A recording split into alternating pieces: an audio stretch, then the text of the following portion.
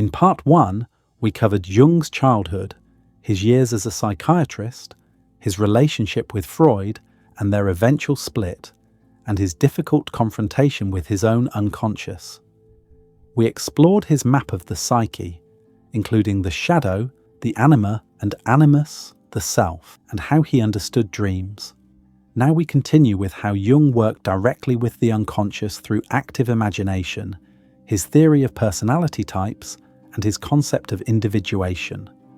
We look at synchronicity, his views on religion and alchemy, his controversial statements during the Nazi era, and how his ideas continue to influence psychology and culture today. Symbols formed the core vocabulary through which Jung understood the psyche, the language in which the unconscious communicated with consciousness, the bridge between the known and unknown territories of the human interior. For Jung, symbols were not arbitrary signs, conventional markers, with meanings assigned by social agreement, but living realities that carried more meaning than could be articulated in abstract concepts, that united conscious and unconscious perspectives, that pointed toward realities beyond what rational thought could encompass. The symbol was the best possible expression of something relatively unknown, and attempting to reduce symbols to fixed meanings killed their living quality, transformed them into dead signs that no longer carried psychic energy or facilitated transformation. He distinguished sharply between signs and symbols, though ordinary language conflates them. A sign points to something definite and knowable. A red octagon at an intersection signifies stop. The words on this page signify specific meanings. National flags signify particular countries. Mathematical notation signifies precise operations and relationships. Signs are economical, efficient, useful for communication within domains where meanings are clear and agreed upon. But signs are also limiting, reducing ambiguity and multiplicity of meaning to singular definite reference, functioning within consciousness rather than between consciousness and unconsciousness. Symbols, by contrast, point towards something unknown or only partially known, something that consciousness cannot fully grasp because it exceeds the ego's categories and conceptual frameworks. The mandala is a symbol, not a sign, because it does not merely represent the self, but somehow participates in the reality it points toward, evokes the experience of wholeness rather than merely signifying it conceptually. The cross is a symbol, carrying simultaneously the meanings of suffering, sacrifice, the union of opposites, the quaternary structure of wholeness, the intersection of time and eternity, divine and human, and countless other resonances that cannot be exhausted through discursive explanation. The serpent eating its tail, the Ouroboros, is a symbol representing the cycle of death and rebirth, the union of beginning and end, the self-sufficient completeness of the self, eternity, and more besides. Jung's method of amplification developed directly from his understanding of symbols as multivalent realities requiring elaboration rather than reduction. When a symbol appeared in a dream, active imagination, or patience production, Jung would gather associations and parallels from mythology, religion, fairy tales, alchemy, art, and cultural history, showing how the symbol had appeared in various contexts, what range of meanings it carried, how different traditions understood it.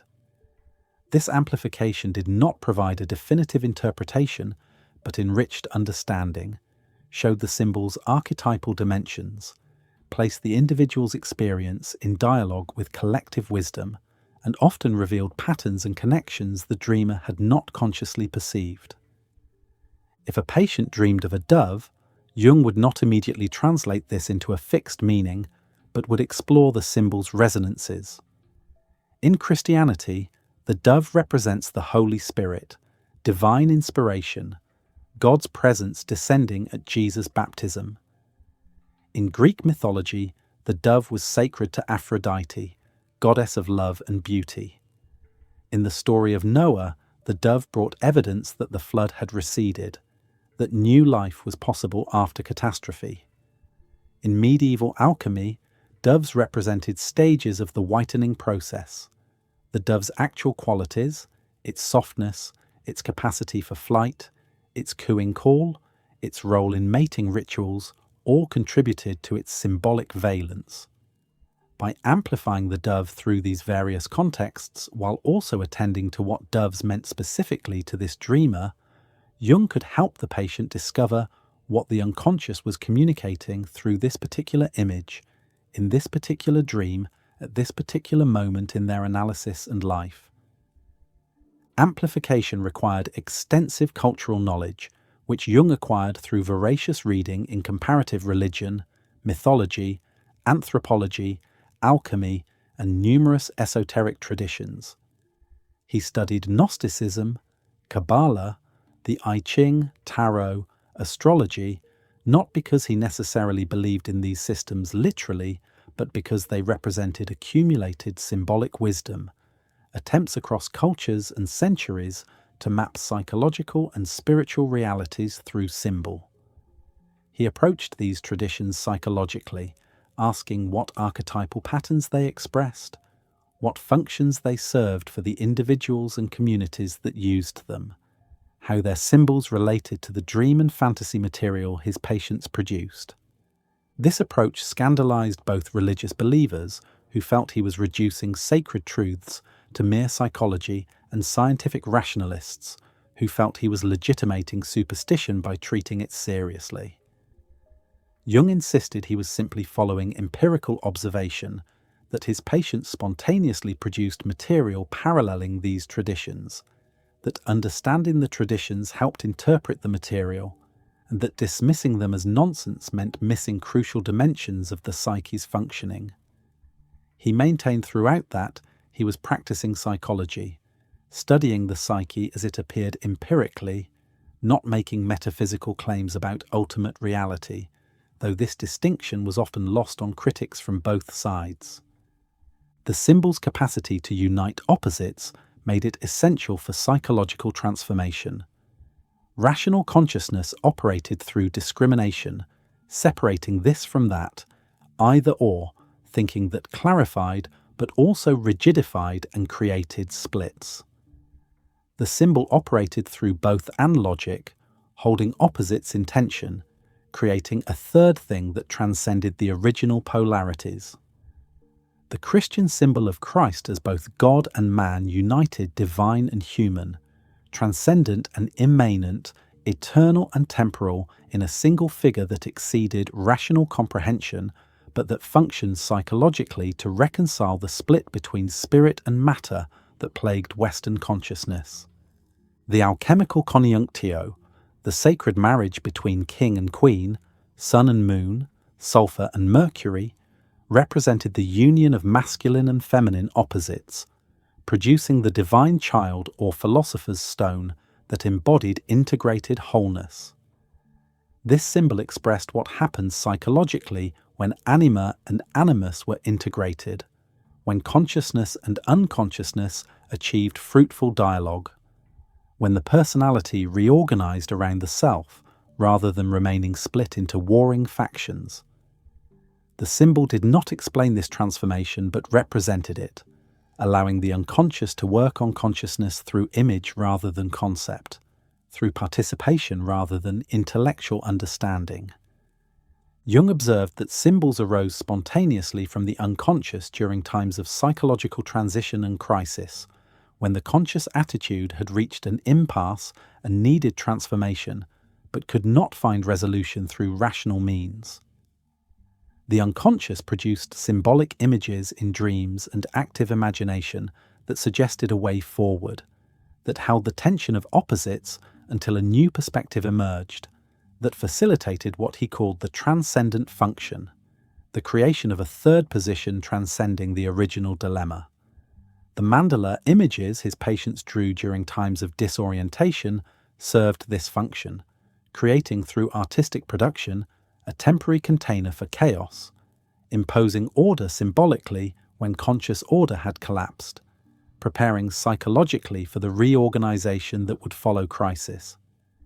He distinguished between natural symbols, those that arose spontaneously from the unconscious, with minimal conscious elaboration, and cultural symbols, those that had been developed and refined through tradition, ritual, and collective use.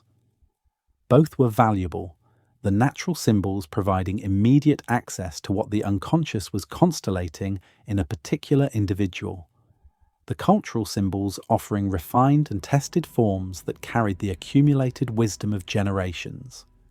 Religious and mythological symbols fell in the latter category, products of countless individuals' encounters with archetypal realities, refined through centuries of use, carrying power precisely because they had proven their capacity to mediate between consciousness and the unconscious for so many people across time.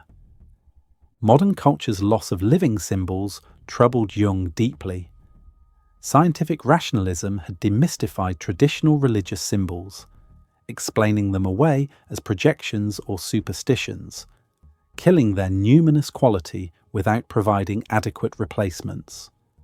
But the need for symbols did not disappear with the death of traditional religion. It only went underground, manifesting in substitute formations like political ideologies that functioned as quasi-religions, entertainment and consumer goods elevated to sacred status, or regressive identifications with occultism and New Age beliefs that lacked the depth and refinement of traditional symbolic systems. The modern individual, cut off from living symbols, struggled to find meaning, to connect to anything larger than ego and social role, to access the archetypal dimension that gave life ultimate significance. Jung hoped that understanding symbols psychologically, recognizing their function in facilitating individuation, could help individuals develop new symbolic forms appropriate to contemporary consciousness, while also reclaiming what remained living in traditional symbols. The work with dreams provided access to natural symbols continually emerging from the unconscious. The study of mythology and religion provided access to cultural symbols that could be psychologically appropriated even by those who could not accept them literally. Active imagination allowed for the creation of personal symbolic forms through dialogue with the unconscious. The production of art, poetry, music, all offered ways of giving form to symbolic experience, translating the numinous into shareable, though not rationally exhaustive expressions. The language of symbols required learning, a different mode of understanding from the analytic reductive thinking privileged in contemporary education and culture.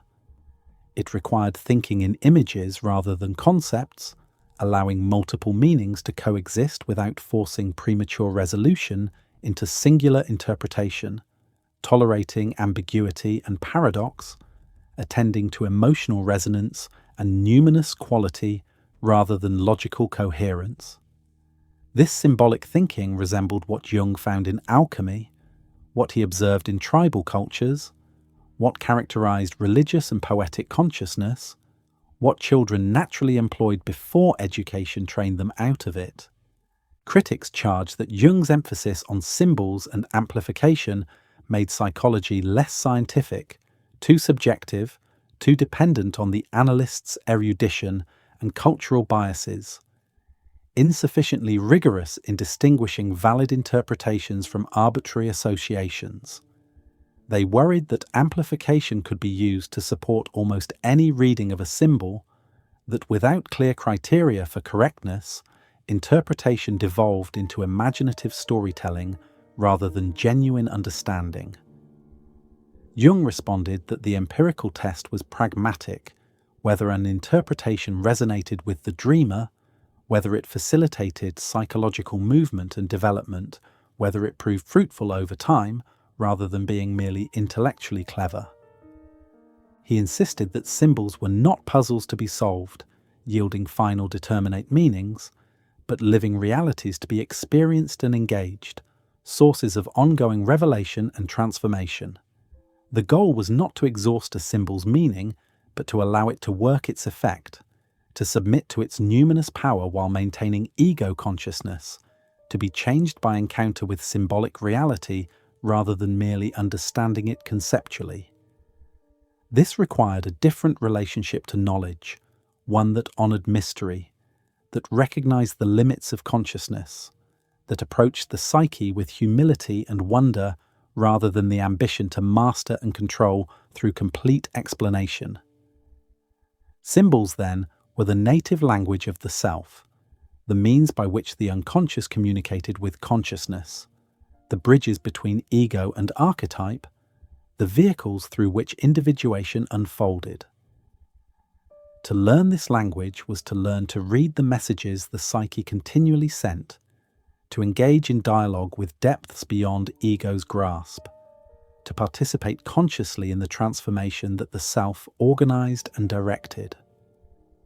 Jung's psychology was fundamentally a psychology of symbols, honoring the image, the dream, the vision, the artistic production as primary data, worthy of attention and respect, carriers of meanings that exceeded rational comprehension, but that spoke directly to the total personality in ways that transformed without the mediation of intellectual understanding. Among Jung's most original and powerful techniques was active imagination, a method for directly engaging unconscious contents through intentional fantasy that maintained ego consciousness while allowing autonomous figures and images to emerge and develop according to their own logic and intention. Active imagination differed from mere passive fantasy or daydreaming in its requirement that the ego remain present and even interact with what emerged, establishing genuine dialogue between consciousness and the unconscious rather than either ego control of fantasy content or ego dissolution into unconscious processes. The technique proved dangerous for those with weak ego boundaries or psychotic tendencies, capable of triggering episodes of confusion or possession. But for individuals with sufficient ego strength, it offered unparalleled access to unconscious contents and facilitated integration and transformation that intellectual understanding alone could not achieve. Jung developed active imagination during his Red Book period, when he needed a method for deliberately entering the visions and encounters with autonomous figures that were spontaneously erupting into his consciousness. He recognized that he could not simply wait for these experiences to arrive unbidden, that he needed to actively engage the unconscious while maintaining enough ego presence to avoid dissolving into psychosis. He would sit quietly, deliberately empty his mind of conscious content and allow images to arise, then observe where these images led without trying to control their development. As figures appeared, he would converse with them, ask questions, listen to their responses, experience scenarios and dramas that unfolded according to their own narrative logic rather than conscious intention. The key was to maintain what Jung called a creative passivity, an alert openness that was neither passive reception nor active creation, but something between, a collaboration between ego and unconscious where both parties contributed and neither completely controlled the result. The ego had to be present enough to observe, remember, and sometimes question or resist what emerged, but not so dominant that it imposed its expectations and prevented genuine autonomous manifestation. The unconscious had to be given space to express itself according to its own patterns, but the ego could not simply disappear, or the experience became indistinguishable from psychosis or meaningless fantasy. Jung identified several modalities through which active imagination could be practiced. The most direct was internal visualization, closing one's eyes and allowing images to appear and develop, observing the scene as one would observe a play or film, but with the capacity to enter the scene and interact with figures who appeared. This was the method Jung primarily used, conversing with Philemon, Elijah, Salome, the Shadow, and numerous other inner figures, allowing extended dialogues to unfold that he later recorded in his notebooks and the Red Book. Another modality involved artistic expression, painting or drawing the images that emerged from the unconscious without concern for aesthetic quality or recognizable representation, allowing the hand to express what consciousness could not fully articulate. Jung himself created elaborate illuminated manuscripts, painting symbolic images that emerged from his active imaginations, using artistic production as a way of giving form to the numinous and making it more accessible to subsequent reflection. Many of his patients found this approach more natural than internal visualization, particularly those for whom visual imagination was not well developed, but who could let images emerge through the process of putting paint or pencil to paper. Writing could serve active imagination if it allowed autonomous expression rather than conscious composition. Automatic writing, where the hand wrote without conscious planning what words would appear, could access unconscious contents, though Jung cautioned that this technique risked dissociation if taken too far. More safely, one could write dialogues between ego and an inner figure, allowing both sides to speak in turn, discovering through the writing process what the inner figure wanted to communicate. Poetry and creative fiction could also serve active imagination when they emerged from the unconscious rather than from conscious literary ambition, when the writer felt taken over by the material rather than manipulating it for effect.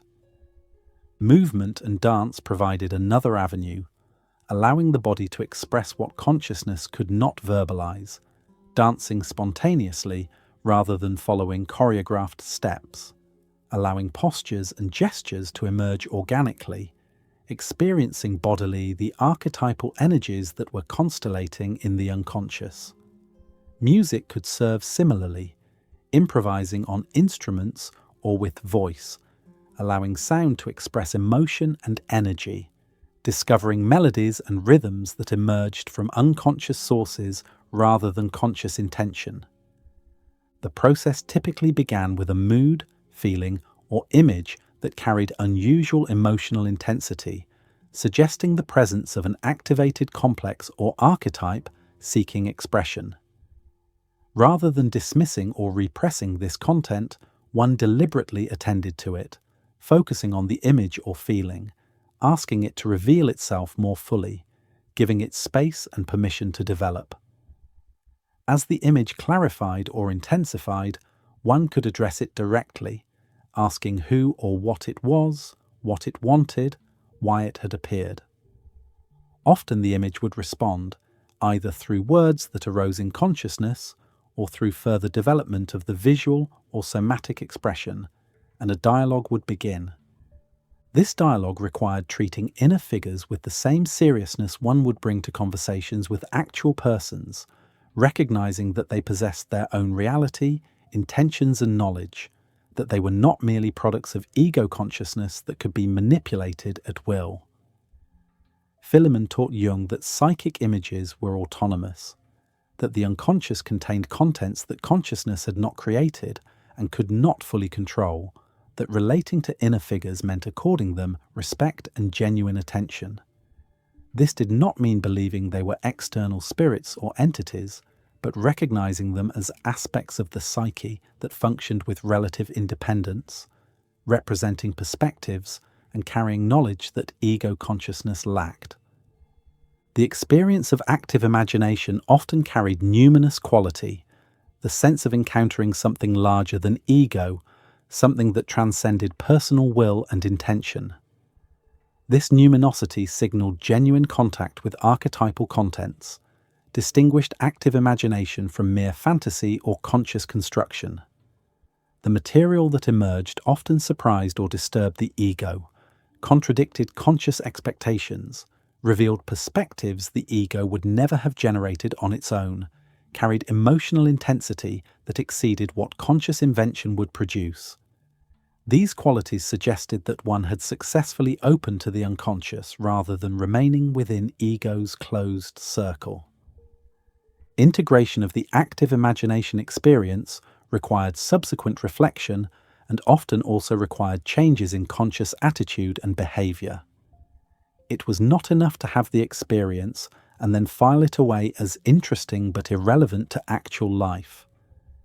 The insights, challenges, and perspectives offered by inner figures needed to be taken seriously, tested against reality, and where valid, incorporated into conscious understanding and action. If the shadow appeared in active imagination, and confronted the ego with denied aggression or selfishness, the ego needed to acknowledge these qualities and find appropriate expressions for them in outer life. If the anima appeared and revealed the man's emotional unavailability or his projections onto women, he needed to work on developing feeling and withdrawing projections in actual relationships. Jung warned against several dangers in active imagination practice. The primary danger was inflation, the ego identifying with archetypal contents that emerged, mistaking oneself for the gods or heroes or wise figures that appeared, losing the boundary between ego and archetype.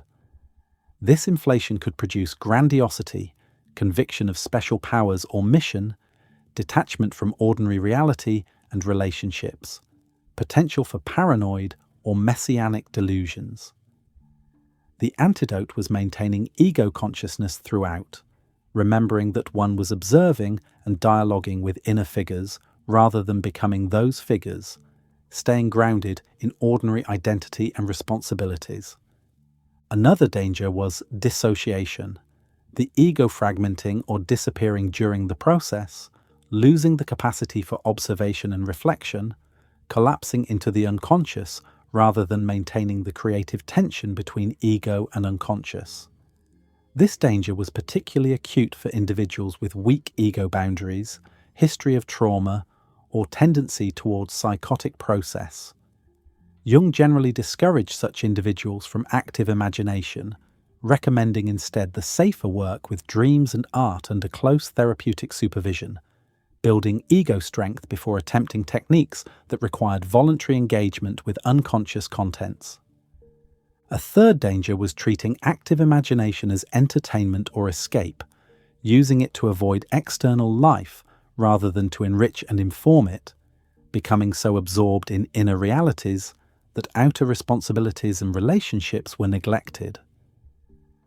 Active imagination served individuation only when it maintained dialectical relationship with outer life, when insights from within were tested without, when the inner work supported rather than replaced engagement with the world. Jung himself spent hours in active imagination, but also maintained a busy clinical practice. Wrote prolifically, travelled extensively, engaged with family and colleagues, ensuring that his inner work remained tethered to external reality. The technique was not for everyone. It required sufficient ego strength to tolerate encounter with autonomous unconscious contents without being overwhelmed. It required capacity for symbolic thinking and comfort with ambiguity. It required persistence, as initial attempts often produced little or what emerged seemed banal and unconvincing. It required courage, willingness to face shadow contents and archetypal powers that could be disturbing or terrifying. But for those who could practice it safely and with discipline, active imagination offered unique access to the unconscious, a way of accelerating individuation, a means of conscious participation in psychological transformation that dreams alone could not provide. Post-Jungian analysts have developed and refined the technique, created structured approaches for teaching it, explored its applications in various therapeutic contexts, and investigated its relationship to similar practices in other traditions like guided imagery, shamanic journeying, and contemplative meditation. The core insight remains Jung's, that the psyche contains autonomous figures and forces that can be engaged dialogically, that consciousness can deliberately open to the unconscious without losing itself, that the border between ego and unconscious is permeable, and that careful transit across that border facilitates healing and wholeness. Active imagination stands as one of Jung's most distinctive contributions to practical psychology, a technique that honoured the unconscious as partner rather than treating it as merely an object to be analysed and controlled. Jung's theory of psychological types emerged from his attempt to understand the persistent theoretical differences between himself, Freud, and Adler, differences that seem to reflect not merely intellectual disagreement, but fundamentally different orientations toward reality, different ways of perceiving and processing experience that were rooted in innate psychological preferences rather than in the superiority of one approach over another. He recognized that Freud's emphasis on sexuality and the object on the external world as primary determinant of psychological life reflected an extraverted orientation, a natural turning of libido outward toward persons and things. Adler's emphasis on the will to power and the subjective feeling of inferiority reflected an introverted orientation, a natural turning of libido inward toward the subject's reactions and evaluations. Jung's own approach, emphasizing the collective unconscious and archetypes, also reflected introversion, but of a different variety, oriented toward the inner symbolic realm rather than toward personal feelings and evaluations. He published Psychological Types in 1921, a dense and difficult book that traced the introversion-extraversion polarity through the history of philosophy, literature, and culture before presenting his own systematic typology. The book argued that humans possess two fundamental orientations of consciousness, two ways of directing psychic energy or libido. Extraversion directed energy outward toward the external world of objects, people, and events, finding stimulation, meaning, and satisfaction in engagement with the outer environment.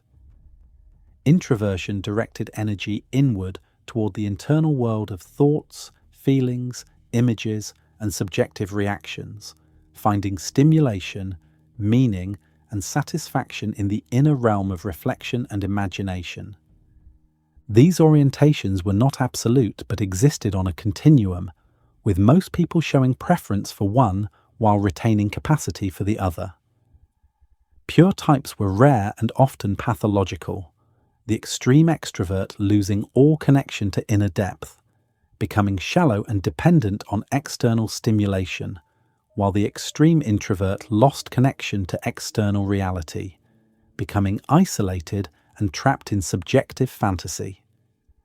Health required the ability to function in both modes, but most individuals naturally preferred one, found it easier and more comfortable, developed it more fully, and resorted to it under stress. The non-preferred orientation remained less developed, more unconscious, and often carried shadow qualities. The extrovert experienced the object as fascinating and magnetic, was energized by social interaction, thought by talking, made decisions by consulting external standards and collective values, and felt depleted by too much solitude or internal reflection. The extrovert's strengths included adaptability, social ease, practical engagement with the world, responsiveness to others' needs and expectations, and capacity for direct action. The extrovert's weaknesses included dependency on external validation, difficulty accessing inner depth, tendency towards superficiality, and loss of individual identity through over-identification with collective norms and expectations. The introvert experienced the subject as primary, was energized by solitude and internal reflection, thought before speaking, made decisions by consulting internal standards and individual values, and felt depleted by too much social stimulation or external demand. The introvert's strengths included depth, independence, capacity for sustained internal work, originality, and fidelity to individual conviction. The introvert's weaknesses included social awkwardness, difficulty adapting to external demands, tendency toward isolation and subjectivity, and loss of connection to the collective and concrete reality through over-immersion in internal worlds.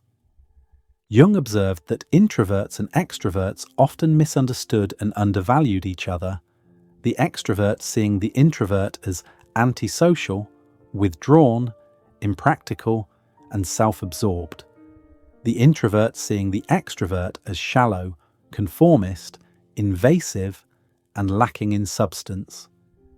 These mutual projections reflected the fact that each type carried the other as their inferior function, the extrovert's undeveloped introversion appearing as the negative qualities introverts were accused of possessing, the introvert's undeveloped extraversion appearing as the negative qualities extraverts were accused of possessing.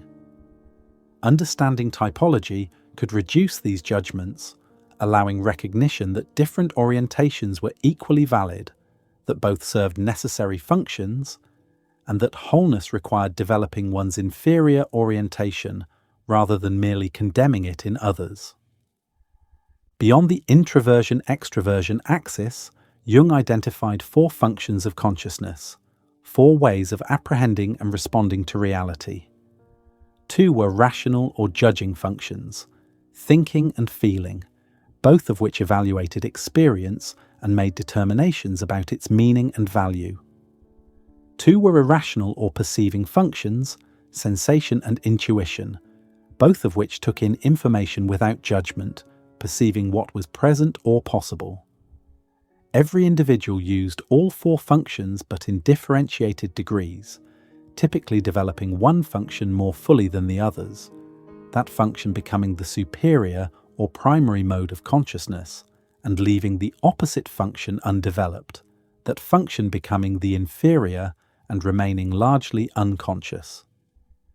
Thinking as a function evaluated experience according to logic, consistency, principles, and objective criteria, asking whether something was true or false, coherent or contradictory, efficient or inefficient. The thinking type excelled at analysis, at distinguishing and categorizing, at following chains of reasoning, at setting aside personal feelings to arrive at impersonal judgment. Thinking valued clarity, precision, fairness understood as equal application of rules, and intellectual understanding. Its limitation was neglect of human values, feelings, and the relational dimension of experience, a tendency to treat people as objects or problems to be solved rather than as feeling subjects requiring empathy and care. Feeling as a function evaluated experience according to values, significance, and personal or collective importance, asking whether something was good or bad, desirable or undesirable, harmonious or discordant. The feeling type excelled at evaluating worth, at understanding what mattered to themselves and others, at creating harmony in relationships, at making decisions that honored human values and emotional realities. Feeling valued connection, empathy, appropriateness to context, and moral sensitivity. Its limitation was difficulty with impersonal analysis, with maintaining boundaries when emotion threatened to overwhelm, with making decisions that required disregarding feelings for the sake of principle or efficiency. Jung insisted that feeling was a rational function, not emotion or sentimentality as thinking types often assumed, but a legitimate and sophisticated mode of evaluation. The person with developed feeling could make rapid and accurate judgments about values and relationships, could read emotional atmospheres and respond appropriately, could navigate ethical complexities that thinking alone could not resolve. The confusion of feeling with emotion reflected the thinking type's lack of differentiation in this area, the same lack that led the feeling type to confuse thinking with cold heartlessness rather than recognizing it as a valuable, evaluative capacity.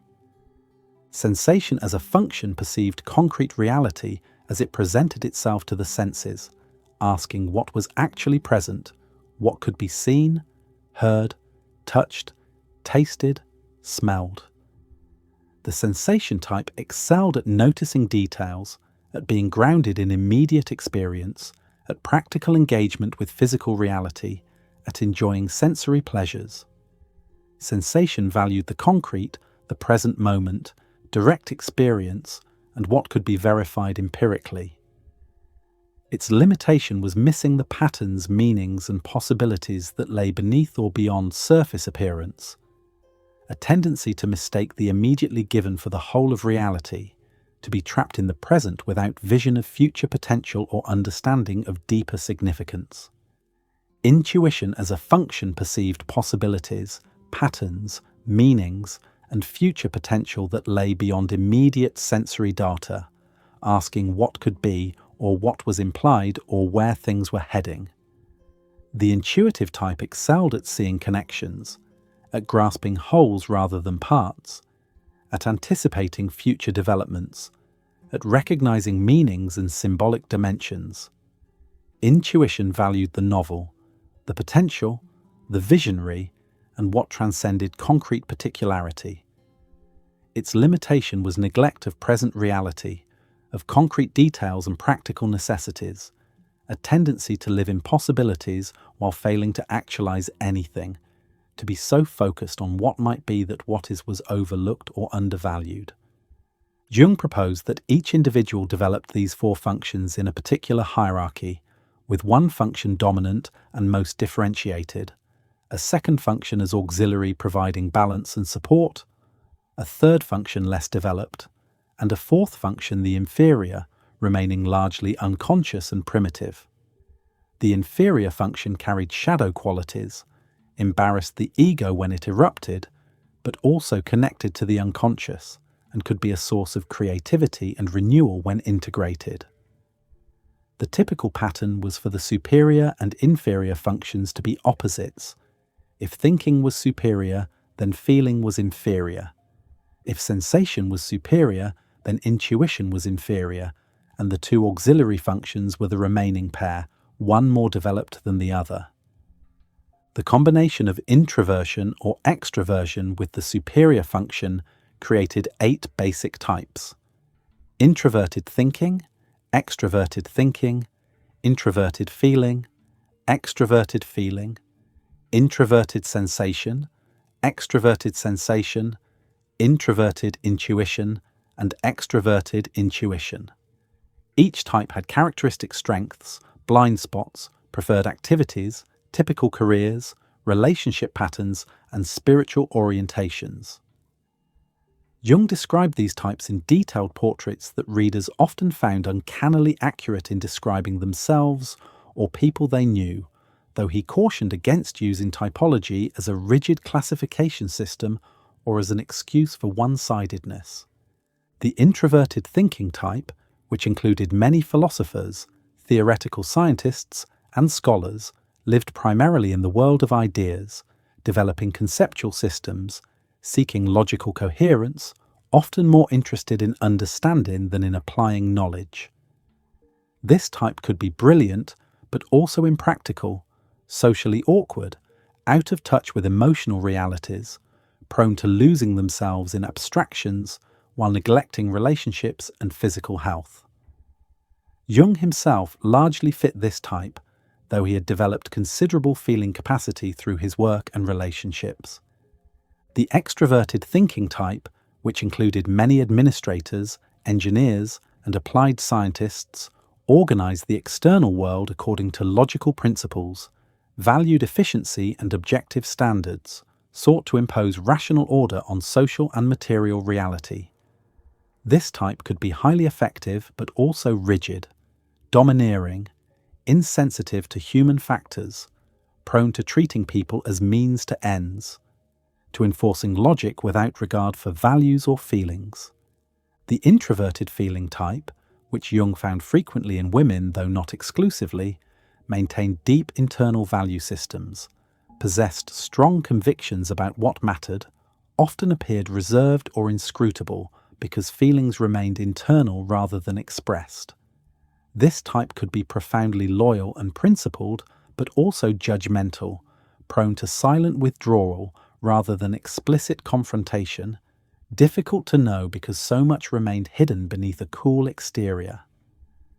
The extroverted feeling type, also frequently though not exclusively found in women, adapted easily to social expectations, created harmonious atmospheres, expressed emotion freely, and influenced others through emotional resonance, valued connection and collective harmony above individual authenticity.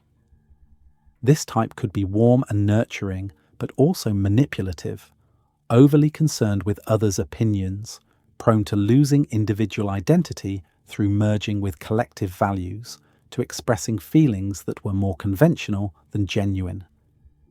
The introverted sensation type, which included many craftspeople and artists working with physical materials, attended meticulously to inner sensory impressions, to the subjective impact of sensory experience, to the aesthetic and sensual qualities of immediate experience.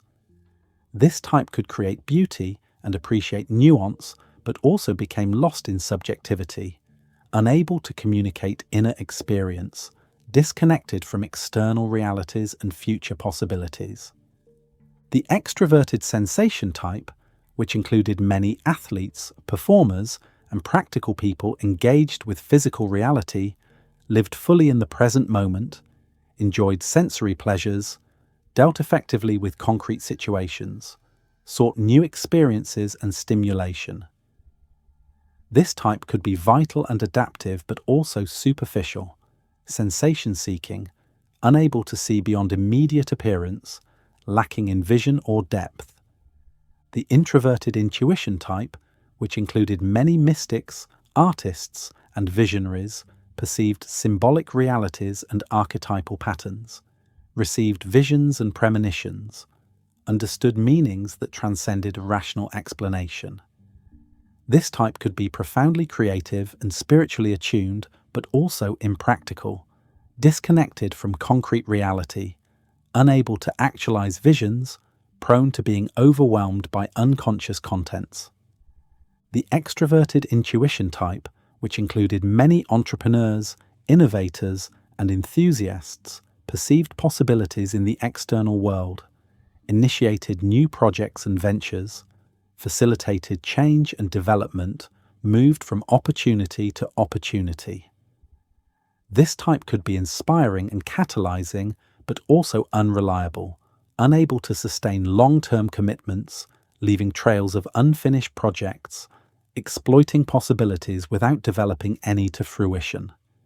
Jung emphasized that these were descriptions of one-sided types, that real individuals were more complex and mixed, that the goal was not to perfect one's type, but to develop the less preferred functions and orientation, moving toward greater wholeness and flexibility.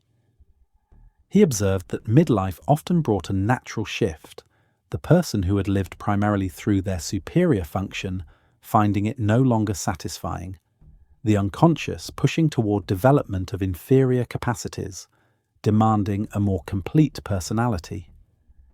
This midlife transition could be turbulent, requiring sacrifice of the identity built around the superior function, facing one's inadequacies in the inferior realm, learning to value what one had previously dismissed. The influence of Jung's typology extended far beyond analytical psychology, inspiring various assessment instruments, including the Myers-Briggs Type Indicator, one of the most widely used personality tests despite psychometric criticisms of its reliability and validity.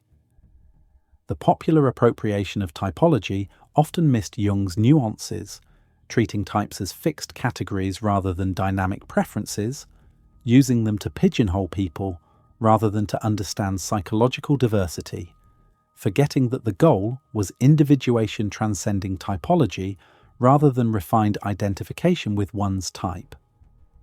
Jung himself grew frustrated with the misuse of his system, complaining that people used it to label and limit rather than to facilitate development and integration. Despite these misappropriations, the core insight remained valuable, that individuals differ not merely in what they know or have experienced, but in how they fundamentally orient toward and process reality, that these differences are not deficiencies but reflect legitimate variation in psychological structure, and that much conflict and misunderstanding arises from failure to recognize and honor this diversity. The thinking type and feeling type will forever struggle to understand each other unless they recognize that they operate from different evaluative frameworks, neither superior to the other, but both necessary for complete apprehension of reality.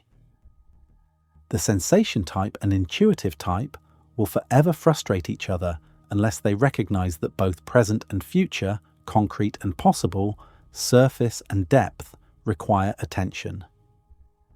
Understanding typology created space for psychological diversity, reduced pathologizing of difference, and pointed toward the ideal of the individuated person who had developed all functions and could move flexibly between introversion and extraversion as circumstances required.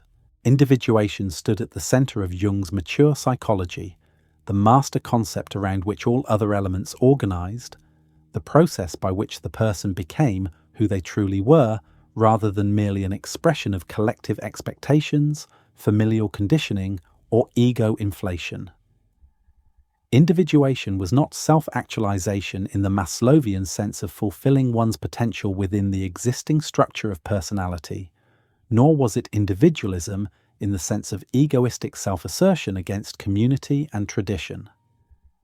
It was rather the process of becoming conscious of and integrating the various components of the psyche, differentiating from both personal and collective unconscious, while also establishing relationship to those depths, realizing the self as the organizing center and totality of personality, and living from that center rather than from ego alone or from unconscious identification with collective roles and values.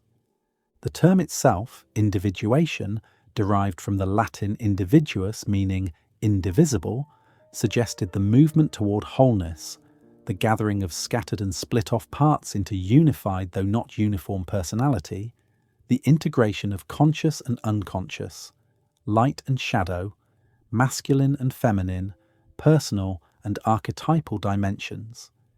To individuate was to become undivided, not in the sense of eliminating complexity or tension, but in the sense of establishing a conscious relationship among the various components, such that they functioned in relative harmony rather than in mutual opposition or unconscious fragmentation.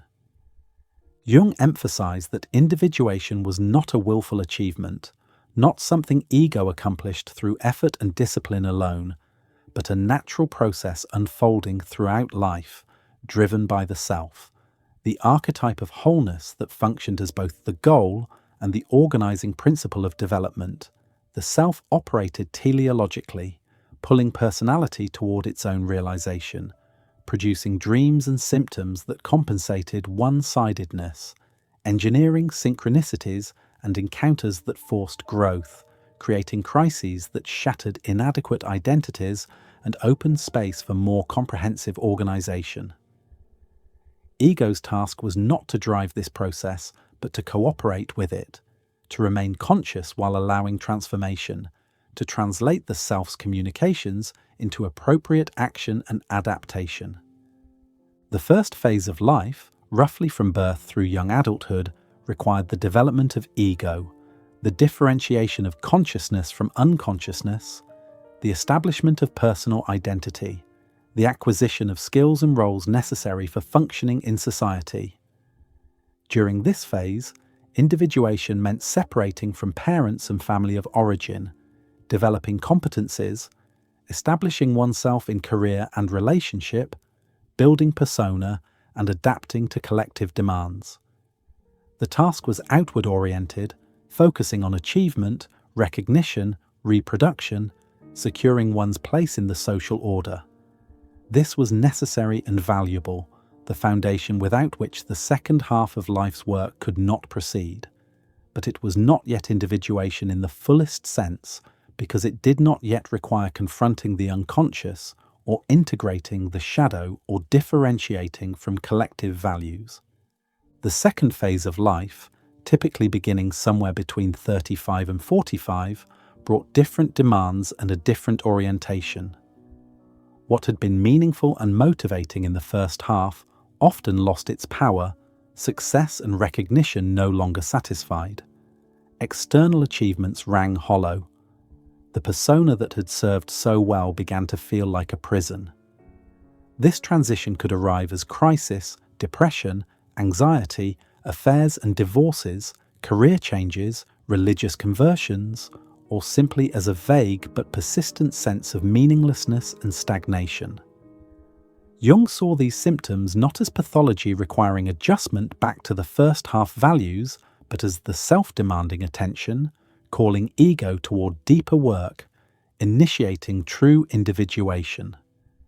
The second half of life required turning inward, attending to dimensions of personality neglected during the outward-oriented first half, developing the inferior functions and contrasexual aspects, confronting mortality and finitude, asking questions of meaning and purpose that the first half could bracket, preparing psychologically and spiritually for death. This did not mean abandoning external life or withdrawing into isolation, but rather reorienting, serving the self rather than merely ego ambition or social expectation, living more authentically even when authenticity conflicted with convention, accepting limitations while also realizing previously untapped potentials. Shadow work formed the essential first phase of individuation proper, as we have explored earlier. Without acknowledging and integrating personal shadow, without withdrawing projections and accepting one's capacity for evil and error, the person remained trapped in ego inflation, convinced of their own righteousness, unable to see others clearly or to access the energy bound up in repression. Shadow work humbled the ego, revealed the person's actual rather than imagined character, and created the psychological foundation for subsequent encounters with deeper archetypal contents that would overwhelm an inflated ego but could be integrated by one who had already faced their own darkness. Following shadow work came the encounter with anima, or animus, the contrasexual archetype that mediated between ego and the deeper unconscious. For men, this meant withdrawing anima projections from actual women, developing the capacity for relatedness and feeling, learning to value the symbolic and imaginative dimensions of experience, establishing conscious relationship to the inner feminine that could serve as guide rather than remaining a source of moods and compulsive attractions. For women, it meant withdrawing animus projections from actual men, developing authentic thinking and assertiveness, differentiating from collective opinions, establishing conscious relationship to the inner masculine that could facilitate independent action and connection to meaning rather than remaining a source of rigid opinions and undermining judgments. As shadow and anima or animus were progressively integrated, the self-constellation became more powerful and insistent, manifesting through big dreams, synchronicities, powerful symbol formation, sense of vocation or calling that transcended ego's previous goals. The person might experience periods of profound creativity, feeling that something was working through them rather than by their conscious intention. They might also experience periods of darkness and disorientation, the dark night of the soul when old meanings dissolved and new ones had not yet crystallized, when the personality reorganized at a level too deep for consciousness to observe directly. The integration of opposites characterized the later stages of individuation, the conscious holding together of qualities and perspectives that had previously seemed mutually exclusive. The person who had identified with rationality integrated feeling without abandoning thinking. The person who had identified with conventional morality integrated the shadow without becoming immoral. The person who had identified with independence integrated dependency needs without losing autonomy.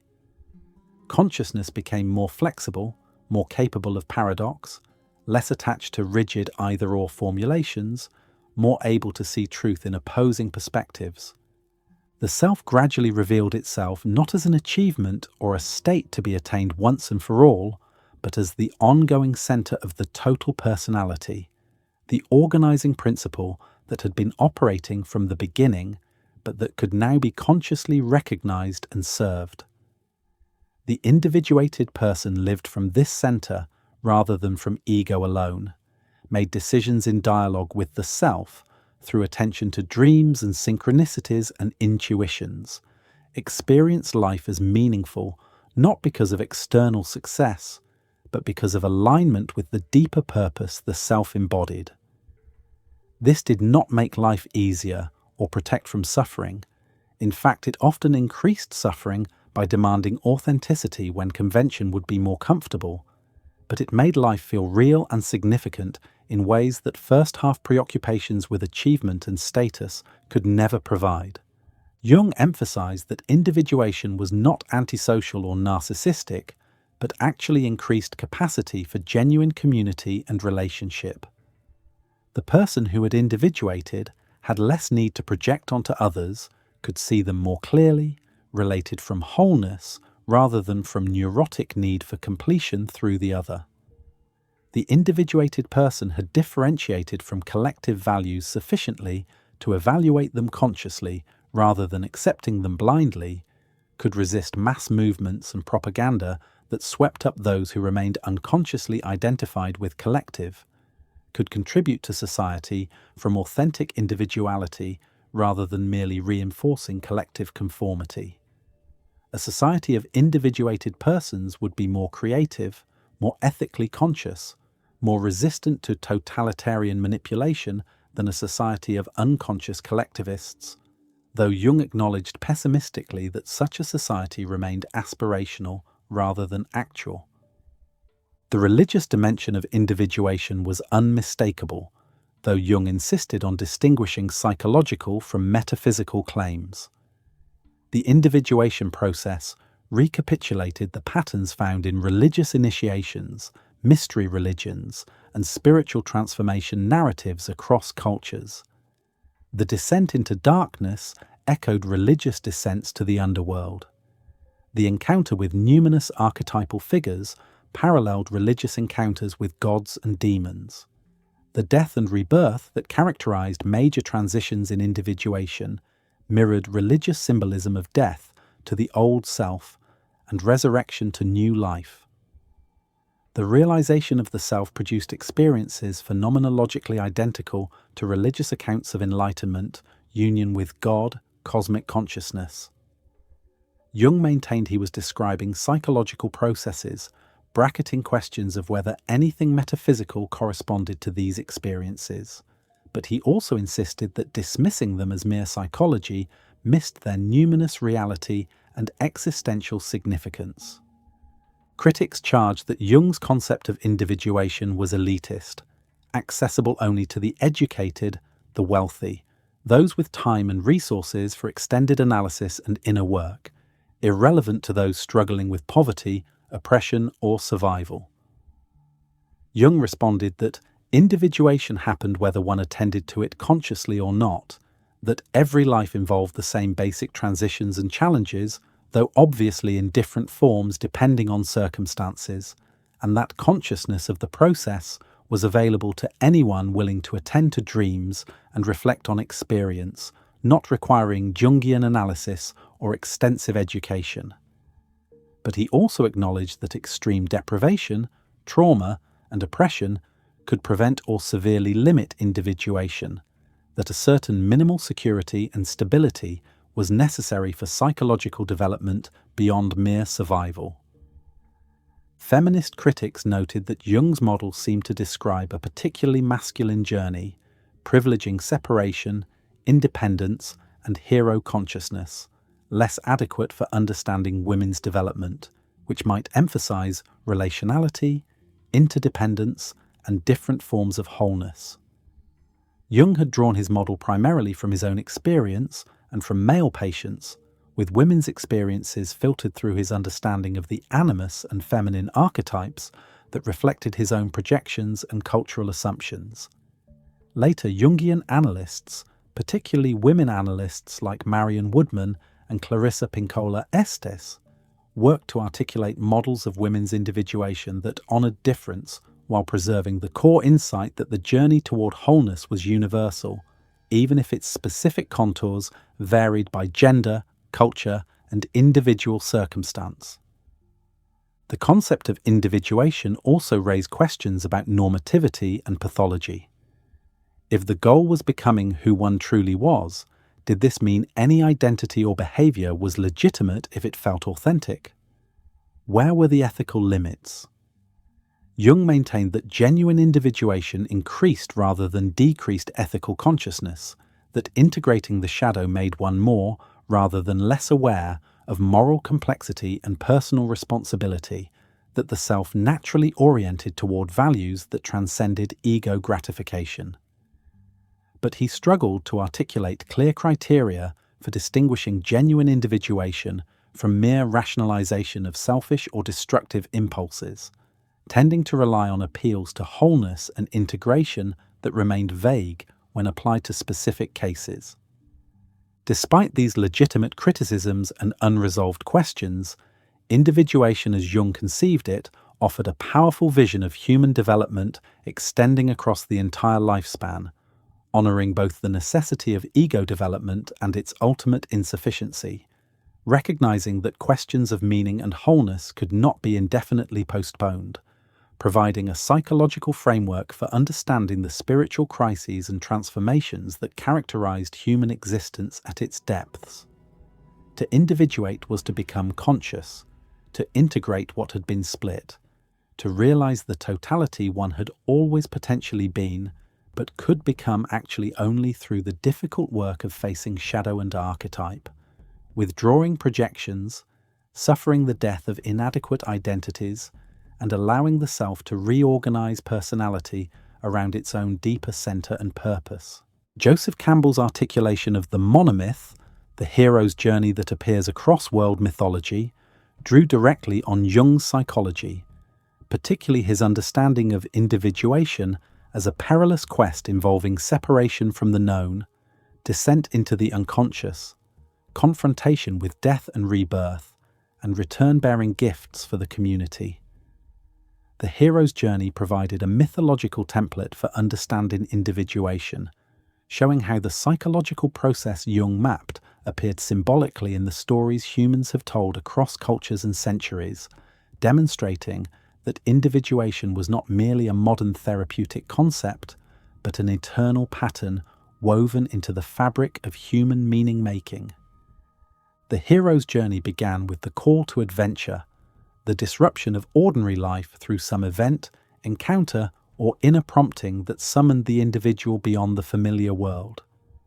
In psychological terms, this represented the self-calling ego toward growth and transformation, often manifesting as dissatisfaction with current life, symptoms that could not be ignored, encounters with numinous dreams or synchronicities, or simply the nagging sense that something was missing, that the life one was living did not express who one truly was. The call often came disguised as problem or crisis, and the natural initial response was refusal, clinging to known identity and comfortable routine, defending against the unknown that beckoned. The refusal of the call represented ego's resistance to change, its investment in the existing identity and adaptation, its fear of what lay beyond familiar boundaries. Many people remained in this refusal throughout life, never undertaking the hero's journey, constructing increasingly rigid defenses against the call that nevertheless persisted, manifesting as chronic dissatisfaction, symptoms that would not resolve, relationships that repeatedly failed, the sense of living a life that was somehow not one's own. The refusal extracted a price, the unlived life, the potentials that remained latent, the second half that never arrived because the transition was refused. For those who accepted the call, whether willingly or because circumstances left no alternative, the journey proper began with meeting the supernatural aid, the guide or helper, who provided magical gifts, wisdom, or protection for the ordeal ahead. Psychologically, this represented the first intimations that the ego was not alone, that the unconscious contained helpful forces, that the self would support the individuation process even as it demanded sacrifice of the old identity. The supernatural aid appeared in myths as the wise old man, the fairy godmother, the talking animal, the magical object, and in psychological experience as powerful dreams, encounters with a therapist or mentor, synchronicities that seemed to guide. The first stirrings of the transcendent function offering perspectives beyond ego's limited horizon. Crossing the threshold meant leaving the known world, entering the realm of adventure, mystery, and danger. In psychological terms, this represented the conscious decision to engage the unconscious, to undertake therapy or inner work, to stop merely defending against symptoms and instead ask what they meant, to face shadow contents and archetypal realities that ego consciousness found threatening. The threshold was guarded by forces that tested whether the hero was ready, whether ego had sufficient strength to venture into the unconscious without being overwhelmed, whether the motivation was genuine or merely another ego project.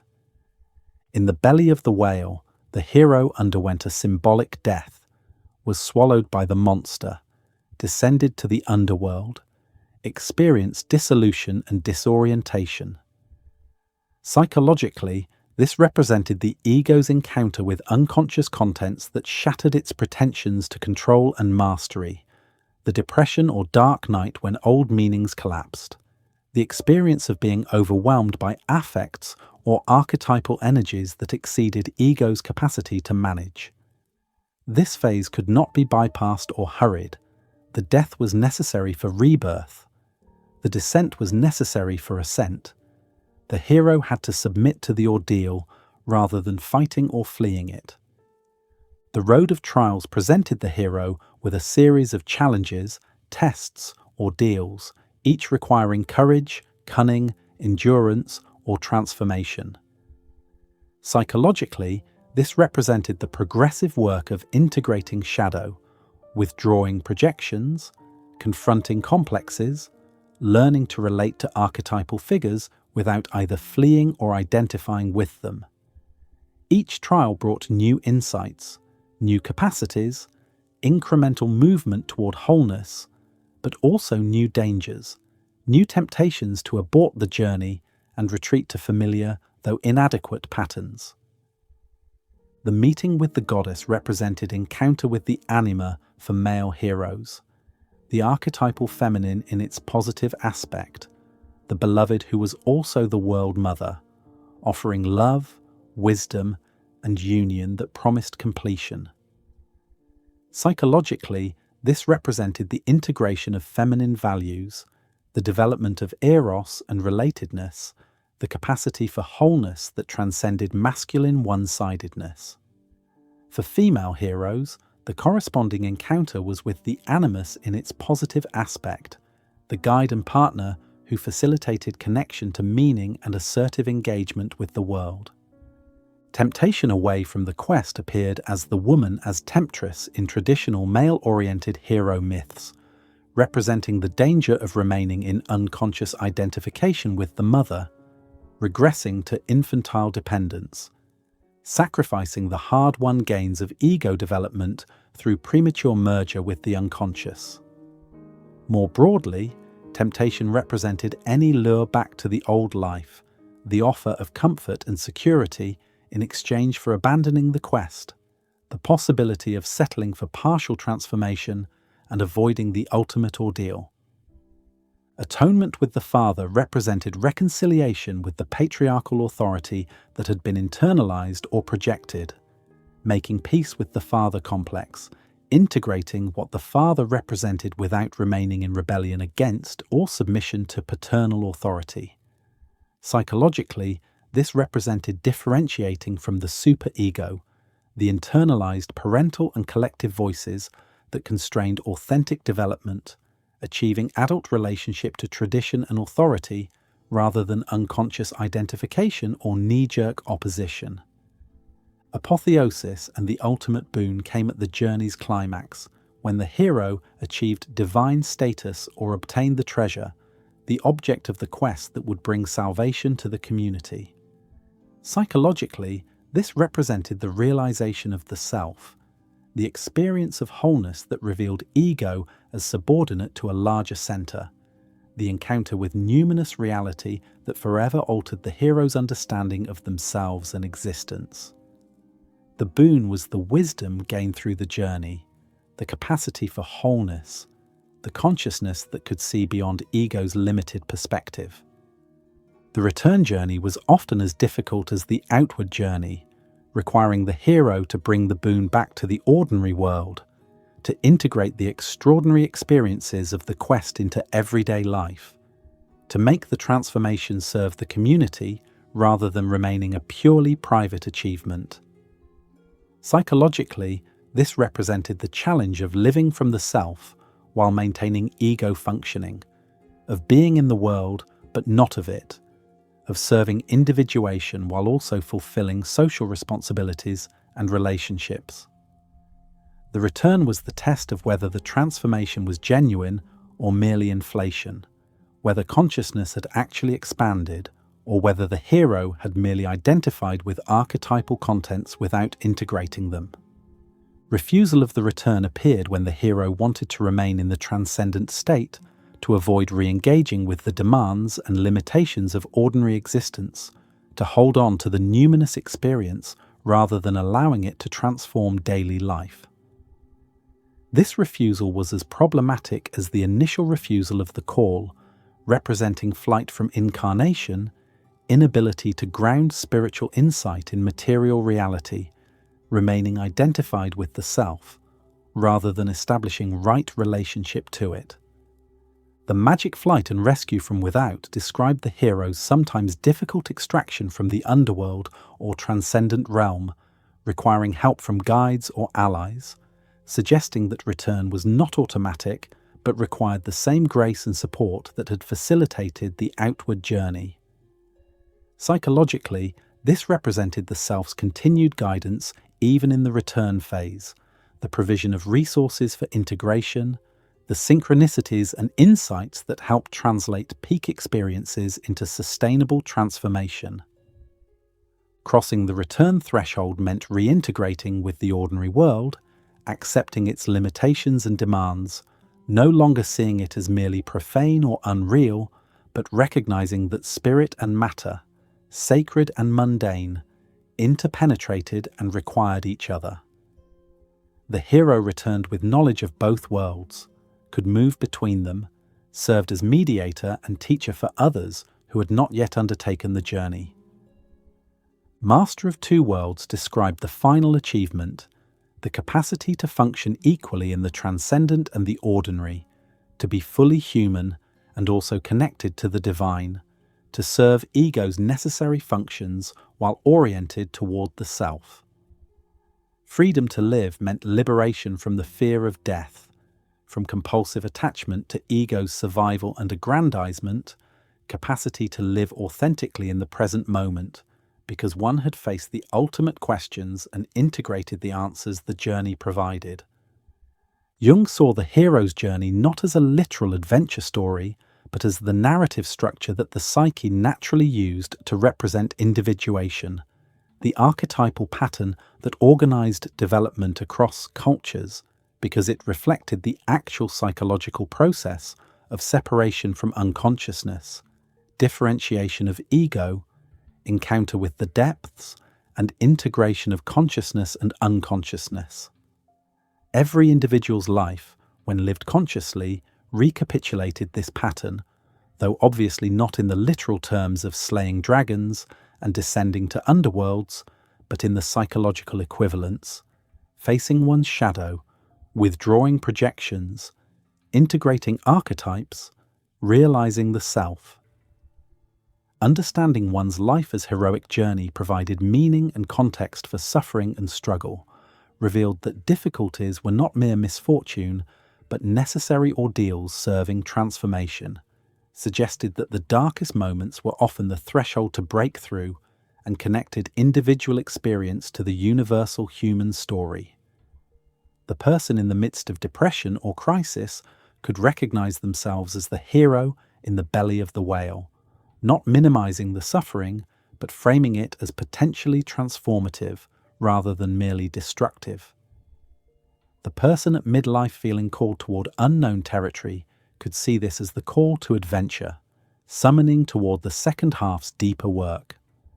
The person who had achieved success but felt it was hollow could recognize the need for a different kind of quest, oriented toward meaning rather than achievement. Jung's psychology provided the interpretive key for understanding the hero's journey as individuation narrative. while the hero's journey provided the mythological framework for understanding individuation as participation in eternal patterns. Together, they suggested that psychological development was not invention but discovery, not the creation of something new but the realization of what had always been latent, the fulfillment of the human potential for consciousness and wholeness that mythology had mapped long before depth psychology articulated it in clinical language. Jung's conviction that human development extended across the entire lifespan, that the second half of life brought tasks and meanings fundamentally different from the first half, represented one of his most prescient and valuable contributions to psychology, anticipating by decades the field of lifespan developmental psychology and providing a framework for understanding the transitions and crises that characterize the years between 35 and death.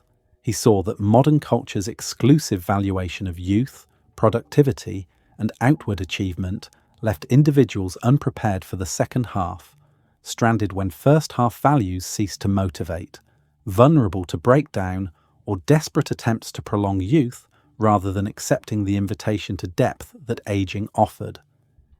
The transition between life's halves typically arrived somewhere between the mid-30s and mid-40s, though timing varied individually.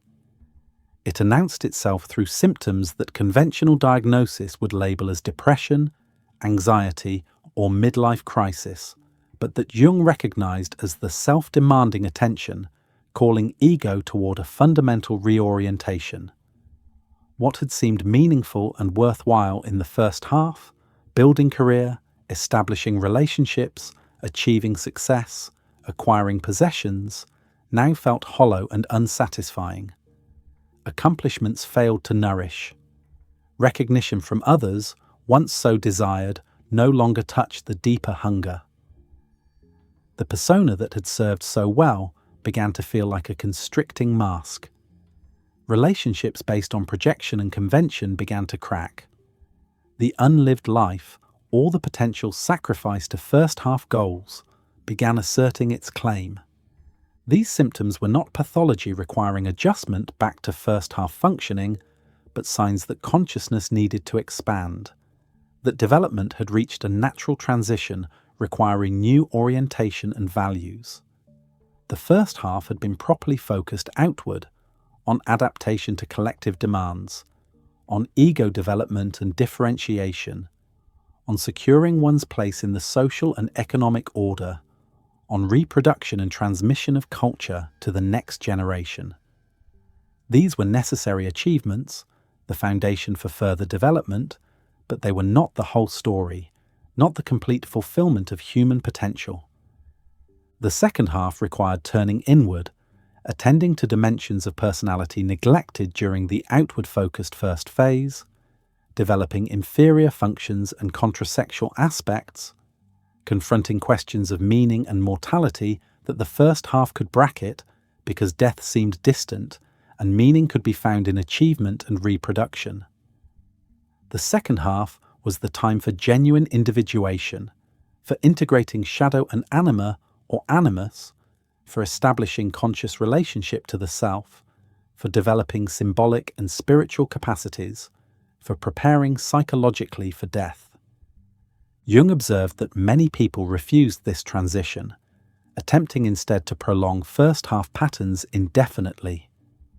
Men sought younger partners who would reinflate their sense of potency and desirability, threw themselves more desperately into work and achievement, denied aging and mortality through obsessive attention to physical fitness and appearance, but ultimately failed to avoid the emptiness that no external success could fill.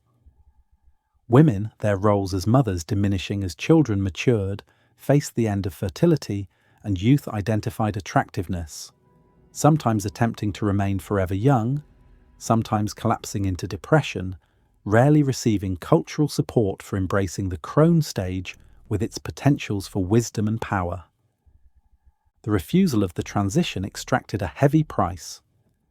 Symptoms intensified, depression deepened, relationships deteriorated, the sense of living a false life became overwhelming, or worse, consciousness became so numbed that the person merely went through the motions, performing roles without presence, surviving but not truly living. Jung saw many patients whose first half success had been spectacular, but who found themselves at 50 or 60 in existential crisis, all the conventional measures of achievement met but the soul starving, no idea how to access meaning beyond what they had already accomplished and found wanting. Successful navigation of the transition required sacrifice, what Jung called the sacrifice of ego, not ego destruction, but ego's surrender of its pretense to be the center and master of personality, its acceptance of subordination to the self, its willingness to serve purposes beyond its own survival and aggrandizement. This sacrifice felt like death to the ego, and in a sense it was death, the death of the first half identity, the ambitious striver, the successful professional, the dutiful parent, whatever persona had defined the person during youth and early adulthood. What died was not the person but the identification, the belief that this role was the totality of who one was. The space opened by this death allowed new growth, development of capacities that had been neglected or suppressed. The person who had lived entirely through thinking function discovered feeling, began to value relationships over achievement, learning to attend to beauty and connection rather than merely to efficiency and results. The person who had identified with convention and propriety discovered their wild nature, shadow qualities that brought vitality and authenticity. The person who had been entirely focused on family and relationships discovered independent interests, intellectual or creative pursuits they had set aside, aspects of personality that had nothing to do with roles and responsibilities to others. The integration of anima or animus became particularly important during midlife, as Jung observed that men's and women's psychological characteristics often shifted in ways that reversed first-half patterns. Men who had been aggressive and achievement-oriented softened, discovered emotions and relational needs they had ignored, became more nurturing and reflective. Women who had been submissive and focused on others became more assertive, claimed their authority and independence, developed interests beyond family. These changes reflected the activation of the contrasexual archetype, the unconscious feminine in men and masculine in women demanding integration, pushing towards psychological androgyny, understood not as erasing gender, but as incorporating the full range of human capacities regardless of gender conventions. Dreams during midlife transition often featured death imagery, houses collapsing or burning, falling into abysses, being lost in unfamiliar territory, encountering death figures. These dreams should not be interpreted literally as predicting death, but symbolically as representing ego death, the collapse of the old identity, the disorientation that preceded reorganization. They might also feature birth imagery, pregnancy, infants, new constructions, suggesting that death was preparation for rebirth, that something new was gestating even as the old dissolved. The question of meaning became urgent during the second half in ways it typically was not during the first. Young people could find meaning in accomplishment, in building and creating, in future-oriented striving. But as death approached, as the future contracted rather than expanded, as the question, what has it all been for, could no longer be postponed, a different kind of meaning had to be found, one not dependent on achievement or external validation, but grounded in the intrinsic value of consciousness, in the journey toward wholeness, in connection to something larger than individual existence. Jung saw the second half as preparing for death, not morbidly but realistically, accepting mortality and asking what meaning life had if it ended in death. He insisted that humans needed a myth of death, a symbolic framework for understanding mortality that honored it as transition rather than merely as termination. Traditional religious frameworks had provided such myths, promises of afterlife, reincarnation, union with God, return to the ancestors. Modern secular consciousness often lacked such frameworks, treating death as simple extinction, leaving individuals terrified of aging, clinging desperately to life, unable to accept finitude with grace. Jung's answer was partly psychological, pointing to the self as the aspect of personality that transcended ego and perhaps in some sense transcended mortality, though he remained agnostic about literal survival. More practically, he emphasized that living fully in alignment with the self provided meaning regardless of whether consciousness continued after death, that becoming who one truly was justified existence even if it ended, that consciousness itself was valuable enough that its temporary manifestation in individual lives had ultimate significance.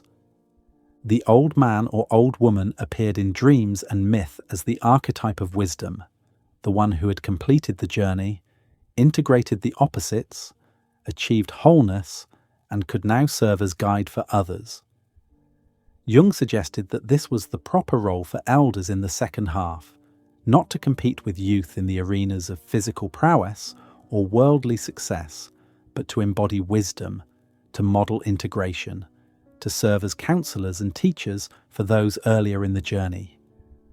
Modern culture's devaluation of elders, its worship of youth and productivity, robbed both young and old, denying young people the guidance and perspective age provided while denying elders meaningful roles and failing to honor what they had achieved through long life consciously lived.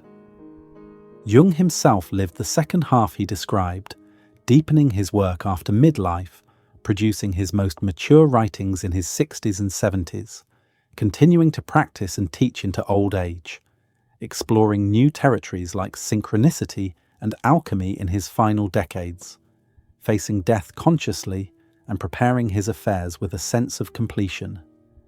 His late autobiography, Memories, Dreams, Reflections, written in his 80s with the help of his assistant Agnella Jaffe, provided a model for reviewing one's life, understanding its meaning and pattern, seeing how individual biography participated in collective patterns, accepting both achievements and failures without defensiveness or inflation.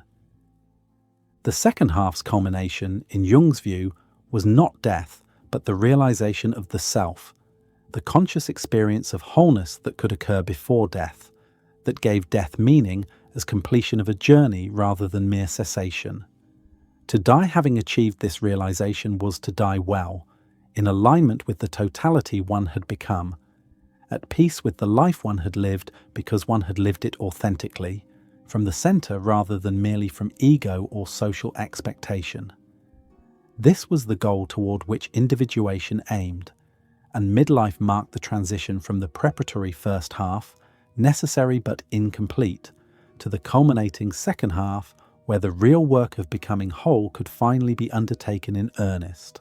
Late in his career, Jung articulated one of his most controversial and difficult concepts, synchronicity, the principle of a causal connection, meaningful coincidence that linked psychic states with physical events through meaning rather than through chains of causality.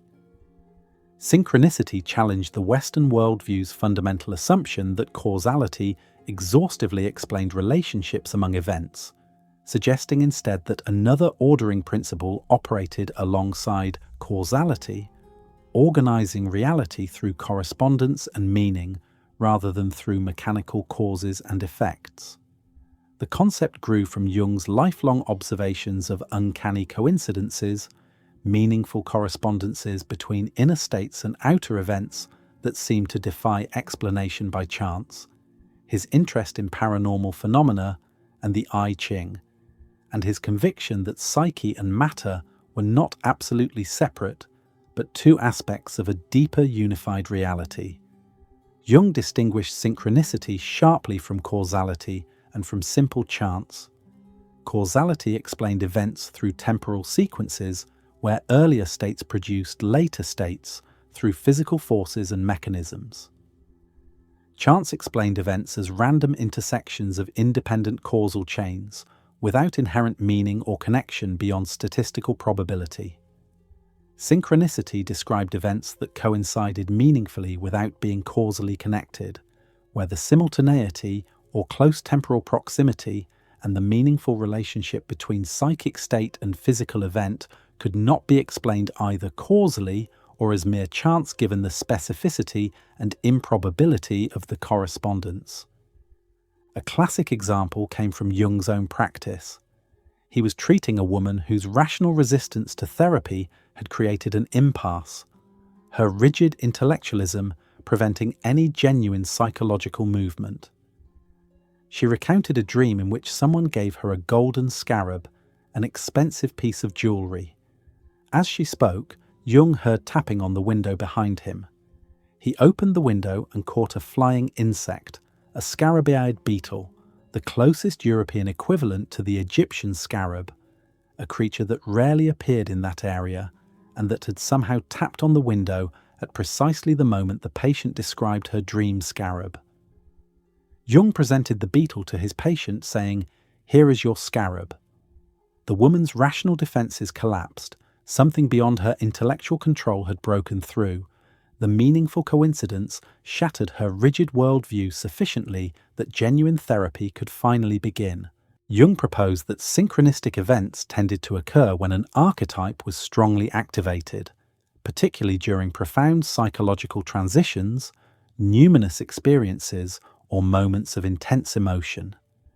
The archetype, existing at the psychoid level, where psyche and matter interpenetrated, could organize both psychological contents and physical events according to its pattern, creating meaningful correspondences that appeared miraculous or magical to consciousness, operating under the assumption that psyche and matter were utterly separate domains governed by different laws. The scarab appeared when the patient needed something to break through her defenses, something that connected her inner state to the outer world undeniably, something that demonstrated the reality of the unconscious and its capacity to manifest in forms that exceeded ego control. The I Ching, the ancient Chinese book of changes, operated through synchronicity rather than causality according to Jung's understanding. When a person cast coins or yarrow stalks to generate a hexagram, no causal connection linked the person's situation to the random fall of objects. Yet the hexagram obtained often provided uncannily apt commentary on the person's question, not because the fall of coins caused the relevant hexagram, but because the person's psychological state and the pattern generated were meaningfully connected, both organized by the same archetypal constellation, both expressing the same underlying reality through different media. Jung consulted the I Ching regularly, wrote a respectful foreword to Richard Wilhelm's German translation, and considered it a profound tool for accessing the causal ordering principle, though he cautioned against using it too frequently lest one become dependent and lose one's own judgment. Astrology fascinated Jung for similar reasons. He did not believe that planets caused psychological characteristics or life events through physical forces, but he considered it possible that the positions of celestial bodies at the moment of birth and the individual's psychological makeup were synchronistically related, both expressing the same archetypal pattern, both participating in the same meaningful moment. His empirical research into astrological correlations, particularly the supposed connection between Mars and Venus in the charts of married couples, produced intriguing but ultimately inconclusive results as the correlations appeared and disappeared in ways that suggested synchronicity was operating rather than stable causal laws. Precognitive dreams and visions presented another domain where synchronicity seemed operative. Jung had foreseen the outbreak of World War I through visions of floods and destruction months before the actual event. Many people reported dreaming of disasters, deaths, or significant events before they occurred, with details too specific to attribute merely to general anxiety or lucky guessing. Jung suggested these were synchronistic phenomena, the dreamer's unconscious somehow accessing future events, or the archetypal patterns that would manifest in those events, connected not through time-traveling consciousness, or precognition in the usual sense, but through the timeless level of the psyche where past, present, and future were not separate sequential moments, but aspects of an eternal now. The collaboration with the physicist Wolfgang Pauli proved crucial for developing the synchronicity concept. Pauli, one of the pioneers of quantum mechanics, came to Jung for analysis and became fascinated by the parallels between quantum phenomena and psychological phenomena, both seeming to involve observer effects, complementarity of wave and particle, or consciousness and unconsciousness, uncertainty principles. Together, Jung and Pauli explored whether synchronicity represented a connection between the physical and psychological realms at the quantum level, whether consciousness and matter were not separate substances, but dual aspects of a unitary reality that manifested as psyche or matter, depending on perspective. This speculation brought Jung to the edge of metaphysics, beyond what his empirical psychology could definitively claim. He proposed a quaternary scheme where causality and acausality formed one axis and indestructible energy, and space-time continuum formed the other, with synchronicity as the acausal ordering principle corresponding to the indestructible psychoid level, where psyche and matter were not yet differentiated. This remained more philosophical speculation than scientific theory, though Jung maintained that synchronistic events were empirically observable, even if the theoretical explanation remained provisional. Critics attacked synchronicity from multiple angles. Skeptics argued that Jung was simply observing the ordinary operation of selective attention, confirmation bias, and post hoc reasoning, that people noticed coincidences that seemed meaningful while ignoring countless non-coincidences, that pattern-seeking brains inevitably found patterns even in random data, and that nothing beyond these well-understood psychological mechanisms needed to be invoked. Statistical sophistication had advanced since Jung's day, critics noted, showing that apparently improbable coincidences were in fact to be expected, given the vast number of opportunities for any particular coincidence to occur somewhere to someone at some time. Believers in paranormal phenomena sometimes embraced synchronicity as validation of their claims. But this troubled Jung, who emphasized that synchronicity was meant to explain events that science could not explain through causality, not to provide cover for uncritical acceptance of every paranormal claim. He maintained rigorous standards for what counted as genuine synchronicity, requiring meaningful correspondence that could not be explained by chance given the specificity, requiring close temporal proximity or simultaneity, requiring that no causal chain connected the events. Most alleged synchronicities failed these criteria, being either not truly acausal, not meaningfully connected, not temporally coincident, or statistically unsurprising. Some critics within Jungian psychology worried that emphasizing synchronicity encouraged magical thinking, undermined the hard-won psychological insights Jung had achieved by veering into mysticism, and made analytical psychology vulnerable to dismissal as unscientific. Others defended synchronicity as a necessary completion of Jung's system, the recognition that psyche extended beyond the personal and even collective unconscious to touch a level where psyche and world interpenetrated, where meaning organized reality rather than merely being imposed on it by human consciousness, where the universe itself was unsouled rather than being dead matter following mechanical laws. Whether one accepted synchronicity as a real principle or dismissed it as confirmation bias and magical thinking, it pointed to genuine phenomena that demanded attention, the experience of meaningful coincidence, the sense that life sometimes conspired to deliver messages or opportunities, the uncanny moments when inner and outer worlds seem to mirror each other.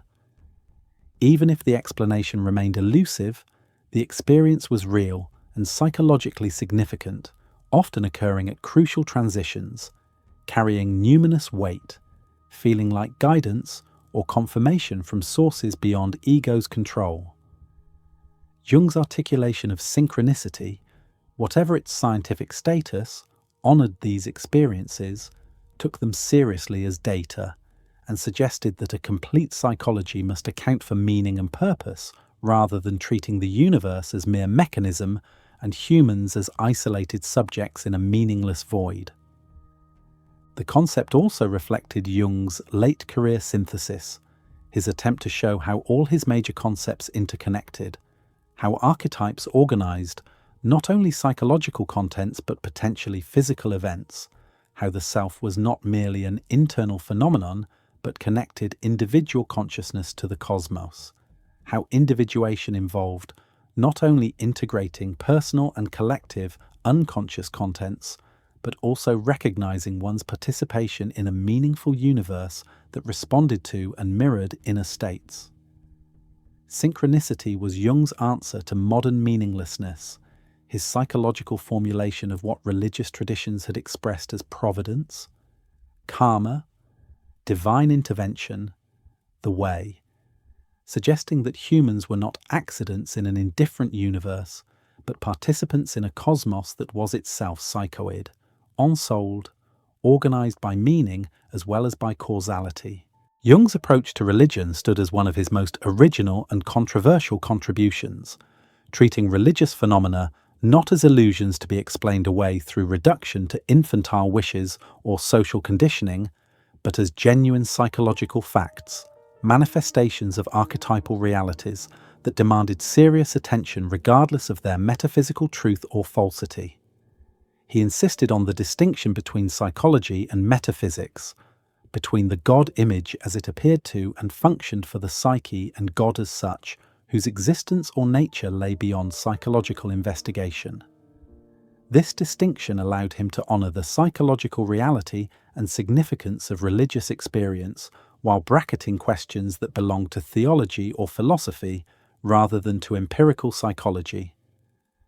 Jung's personal religious history shaped his approach profoundly.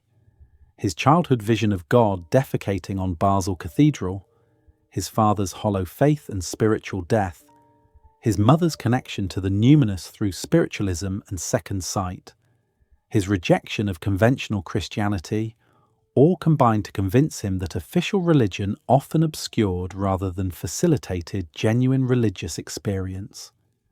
The Church offered doctrine, morality, ritual, community, historical continuity, but for many people, including Jung himself, these forms had lost their living connection to the numinous, had become dead letters that no longer mediated encounter with the sacred. Yet the need for religious experience persisted, the hunger for meaning and connection to something larger than ego, the necessity of confronting ultimate questions about existence, death, and transcendence. Jung defined religion psychologically as careful and scrupulous observation of the numinous, as human experience of powers and meanings that transcended the ego and commanded attention, respect, and transformation. The numinous referred to the quality of encounter with the sacred, the holy other, that which exceeded ordinary categories and evoked awe, fascination, terror, and the sense of standing before ultimate reality. Religious experience in this sense was not belief in doctrines or adherence to moral codes, but direct encounter with archetypal realities, moments when the self-constellation powerfully, when symbols came alive, when existence revealed depths and dimensions that rational consciousness alone could not access. He observed that his patients' psychological problems often had religious dimensions, particularly in the second half of life, when questions of meaning became urgent. People did not suffer merely from sexual repression or inferiority feelings, but from spiritual emptiness, from lack of connection to anything larger than themselves, from inability to find purpose in existence, from terror of death unmediated by any framework that gave it meaning. No amount of ego strengthening or symptom relief could address these religious problems, which required religious solutions, whether through return to traditional faith, through individual creation of new symbolic forms, or through psychological work that accessed the archetypal dimension and facilitated encounter with the self.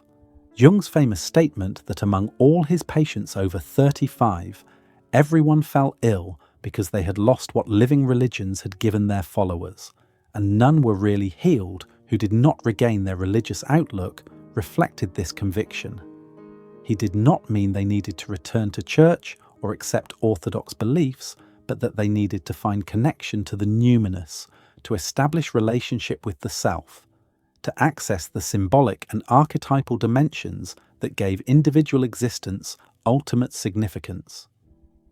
Modern secular rationalism had killed the gods, dismissed religion as superstition, explained away the numinous through reduction to neurosis or social control, but in doing so had impoverished the psyche, leaving individuals without access to depths and meanings that consciousness alone could not provide. The Christ figure fascinated Jung as a symbol of the self, the God-man who united divine and human natures, who embodied wholeness and served as model for individuation. Christ's life recapitulated the archetypal pattern, miraculous birth suggesting new consciousness emerging from beyond ego, ministry as the working out of vocation in service to the self, crucifixion as the sacrifice of ego and the suffering that transformation required, resurrection as the emergence of renewed life at a higher level of integration. Christians who related to Christ symbolically, seeing in his story a pattern for their own individuation, accessed something psychologically valuable, connected their individual suffering and development to a collective symbol that had carried meaning for 2 millennia. But Jung also saw Christianity's limitations and shadows. The religion had split light from dark, emphasizing Christ as perfect and sinless while projecting all evil onto Satan, creating a dualistic cosmology that failed to integrate the opposites and that made genuine wholeness impossible.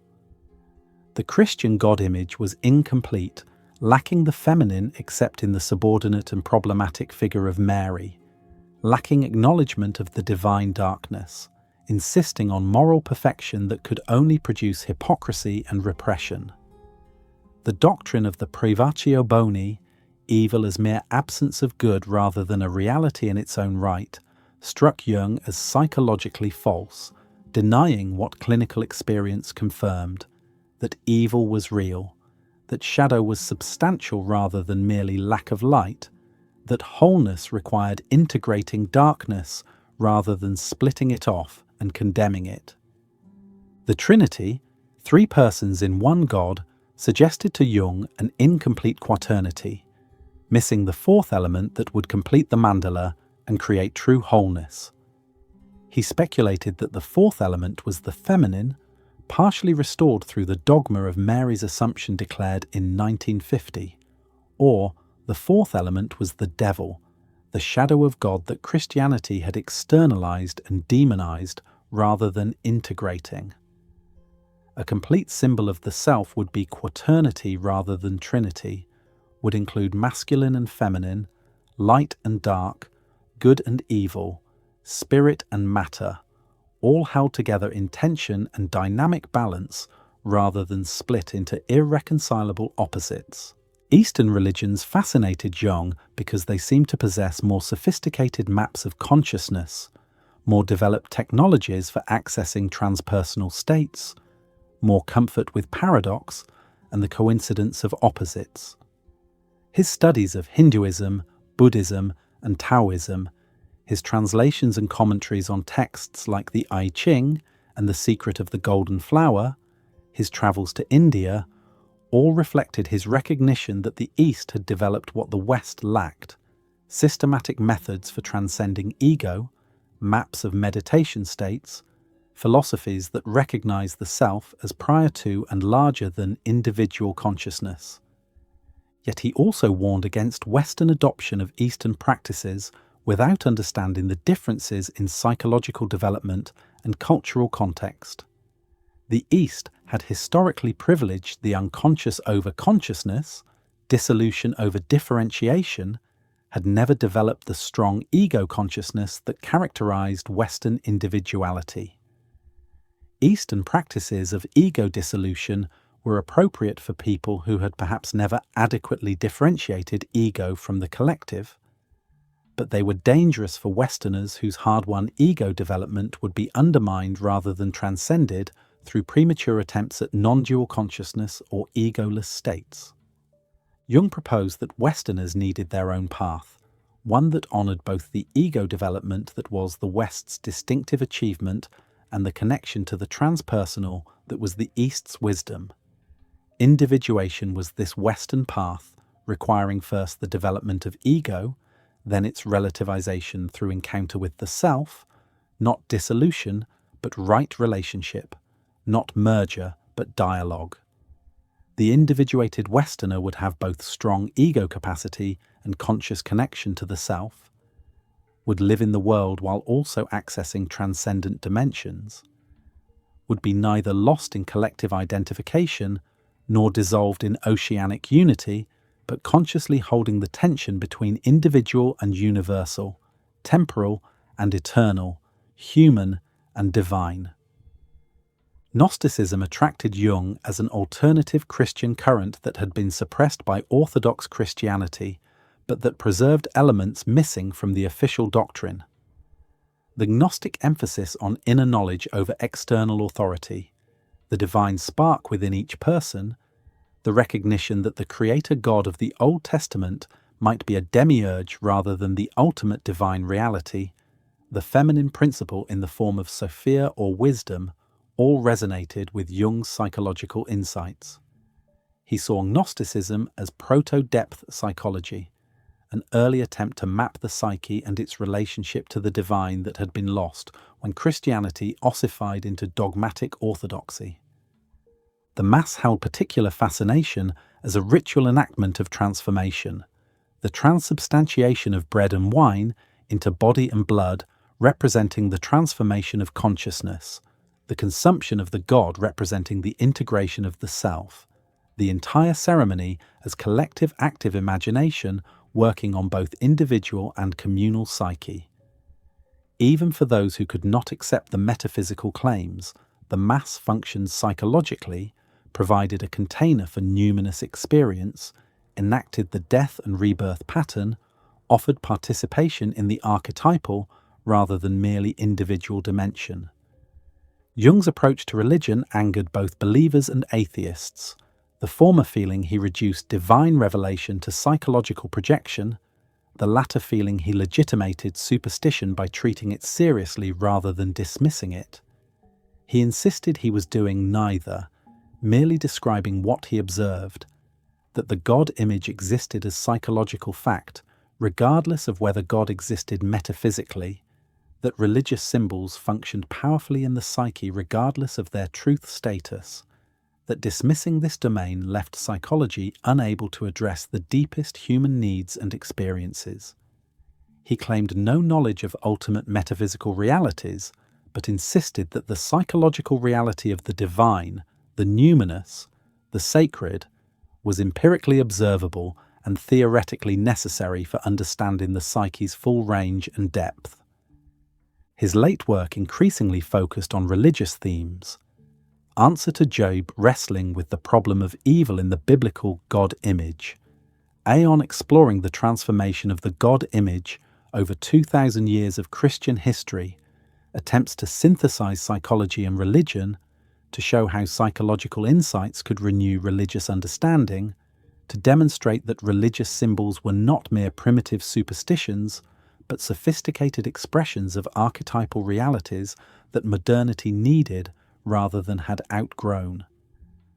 Whether one accepted Jung's specific interpretations or not, his insistence that psychology must take religion seriously, must investigate rather than dismiss the numinous, must recognize that humans require connection to something larger than ego, remains a valuable corrective to reductive materialism and an opening toward depths that secular psychology often ignores. Among Jung's most controversial and personal works was Answer to Job, published in 1952 when he was 77 years old, a passionate and at times nearly incoherent text that wrestled with the problem of evil, the nature of the divine, and the transformation of the God image across history.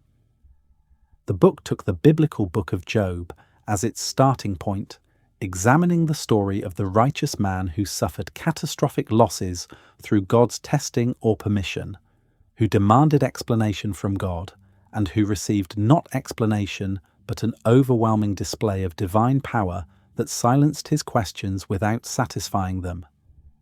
Jung read this text as revealing the shadow of God, the dark unconscious aspect of the divine that acted destructively without moral consciousness, that required the encounter with human suffering to awaken to its own darkness. The book of Job recounts how God allowed Satan to test Job, stripping him of his wealth, his children, his health, to prove that Job's righteousness was genuine rather than merely prudent. Job's friends insisted he must have sinned to deserve such punishment, but Job maintained his innocence and demanded that God explain why the righteous suffered while the wicked often prospered. God finally responded from the whirlwind, overwhelming Job with displays of cosmic power, asking where Job was when the foundations of the earth were laid, whether Job could command Leviathan or Behemoth, demonstrating divine omnipotence without addressing Job's moral questions.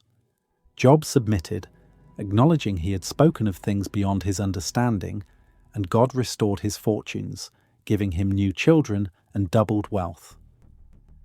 Traditional theology read this as demonstrating that humans could not question divine wisdom, that God's ways transcended human comprehension, that submission and faith were the proper response to suffering that exceeded understanding.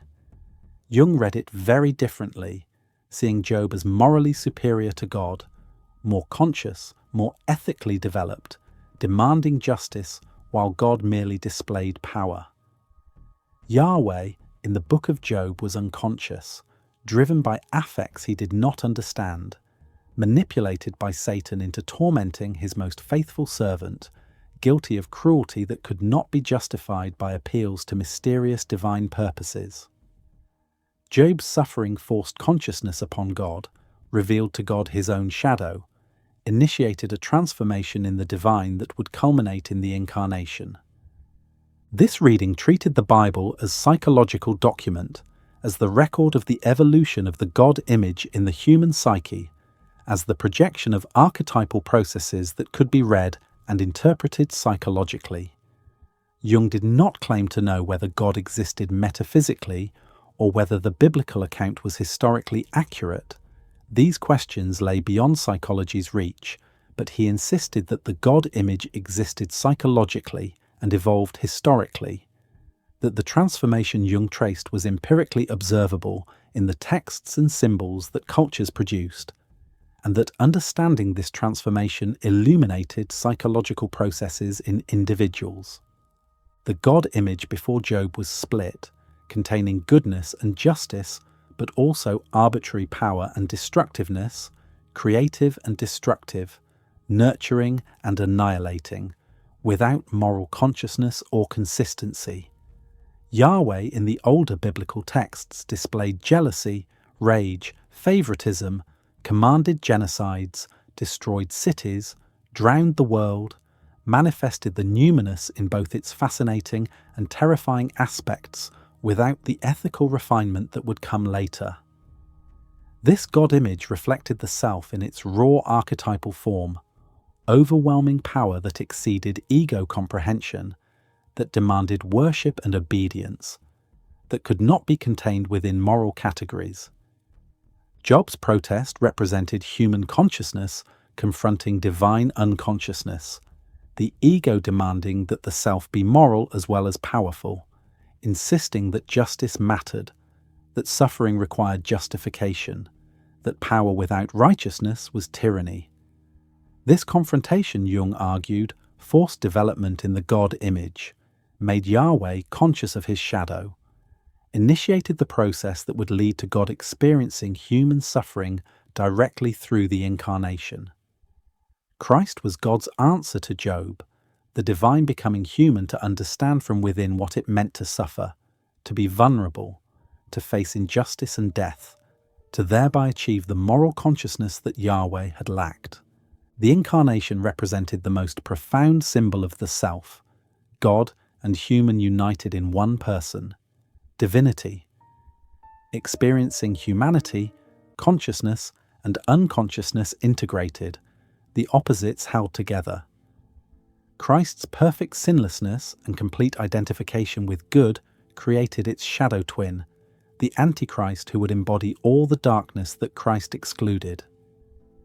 Jung saw Christian history as working out this split, the official religion emphasizing the light while the shadow manifested in heresies, persecutions, inquisitions, the Church's own capacity for evil that contradicted its message of love and redemption. The split image of Christ and Antichrist would ultimately require resolution through recognition that the self contained both, that wholeness meant integrating rather than splitting light and dark. Jung proposed that the next development in the God image would be the quaternity, completing the Trinity through addition of the feminine or integration of evil, achieving the mandala structure that represented true wholeness. The Catholic dogma of Mary's Assumption, declared in 1950, suggested movement toward incorporating the feminine into the God image, though Mary remained problematic, defined through her purity and subordination to masculine authority rather than carrying the full range of feminine powers, including the dark and destructive aspects. The complete quaternity would include masculine and feminine, light and dark, spirit and matter, all four elements held in dynamic balance rather than split into irreconcilable opposites.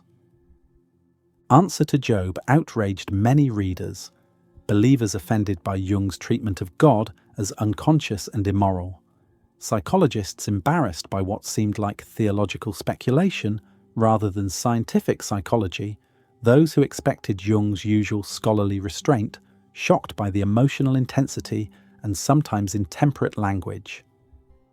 Jung acknowledged that the book came from a deep personal place, that it expressed his own wrestling with the dark God, his refusal to accept easy theodicies that explained away evil and suffering, his conviction that psychological honesty required confronting the shadow of the divine rather than sanitizing the God image through one-sided emphasis on love and goodness. The book also reflected Jung's ongoing engagement with the problem of evil, his insistence that evil was real rather than merely privatio boni or absence of good, that darkness had to be integrated rather than denied or projected, that the self contained destructive as well as creative potentials, that individuation required facing the fact that one contained the capacity for evil, and that even the divine image carried shadow. This was uncomfortable truth, easier to avoid through maintaining splits, through locating all evil in Satan or the wicked or the enemy, but Jung maintained that psychological honesty and genuine wholeness demanded acknowledging the whole truth, however disturbing. Critics accused Jung of attributing to God what were actually human projections, of confusing the God image with God in itself, of allowing his personal theology to masquerade as psychology. He responded that he made no claims about God's actual nature, only about how the divine appeared to and functioned for human consciousness, that he was tracking the evolution of symbols and images, that whether anything corresponded to these images beyond human imagination was a question psychology could not answer. The distinction satisfied few critics, who felt that Jung's language often blurred the line between psychological description and metaphysical assertion, that his treatment of religious contents carried implications beyond what strict psychological methodology could support. Supporters saw Answer to Job as Jung's most profound work, courageously confronting issues that conventional theology evaded, providing a framework for understanding how the divine image had evolved and continued to evolve, offering a vision of where religious consciousness needed to develop to meet contemporary needs. The book suggested that humans were not passive recipients of divine revelation, but active participants in the transformation of the God image, that consciousness mattered, that the human encounter with suffering and evil contributed to the evolution of the divine toward greater wholeness and moral awareness. that psychology and religion interpenetrated rather than occupying separate domains. The text also revealed Jung's complex relationship to Christianity, his inability to simply accept or simply reject it, his need to engage deeply with its symbols while also criticizing its limitations, his sense that Christianity contained profound psychological truths, even if its official doctrines and institutional forms had become problematic. Answer to Job was both a critique of Christianity and an attempt to renew it from within, to show what its symbols meant psychologically, to suggest how they could be reinterpreted to address contemporary consciousness, to insist that the religious quest remained central to human life, even if traditional formulations no longer carried conviction for many moderns. The book closed with vision of a transformed God image that would incorporate the quaternity, that would balance masculine and feminine, that would integrate rather than split light and dark, that would serve the individuation of both individuals and the collective. This vision remained aspirational, pointing toward future development rather than claiming present achievement. But it suggested Jung's hope that psychology could contribute to religious renewal, that understanding the archetypal dimension could facilitate the evolution of consciousness toward greater wholeness, that the wedding of psychology and religion could produce forms adequate to contemporary needs while honoring the perennial wisdom embedded in traditional symbols. Whether one accepted Jung's specific reading of Job or his vision of religious development, Answer to Job stood as testament to the seriousness with which he took religious questions and the depth of his engagement with the numinous dimension that he insisted was essential to human psychological health and spiritual development. Jung's decades-long study of medieval and Renaissance alchemy represented one of his most sustained and original research projects, one that many contemporaries found baffling or embarrassing, but that Jung considered essential for understanding the symbolic language of transformation and for providing historical validation of his psychological discoveries.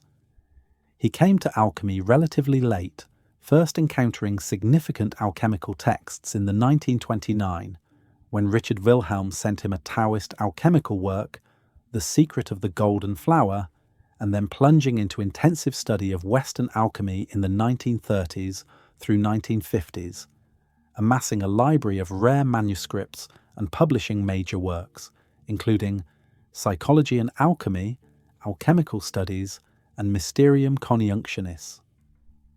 The alchemists were not, Jung argued, merely failed chemists who mistakenly believed they could transmute lead into gold through laboratory operations on physical substances. They were also, perhaps primarily, engaged in a symbolic work, projecting their unconscious psychological processes onto matter, seeing in the behavior of chemical substances the drama of the psyche moving from fragmentation toward wholeness, from darkness toward light, from death toward rebirth. The alchemical opus, the great work of transmutation, was simultaneously a physical operation and a psychological transformation, with the laboratory serving as theatre where the individuation process unfolded symbolically through the manipulation of prima materia, the original matter that was also the unredeemed psyche seeking its perfection.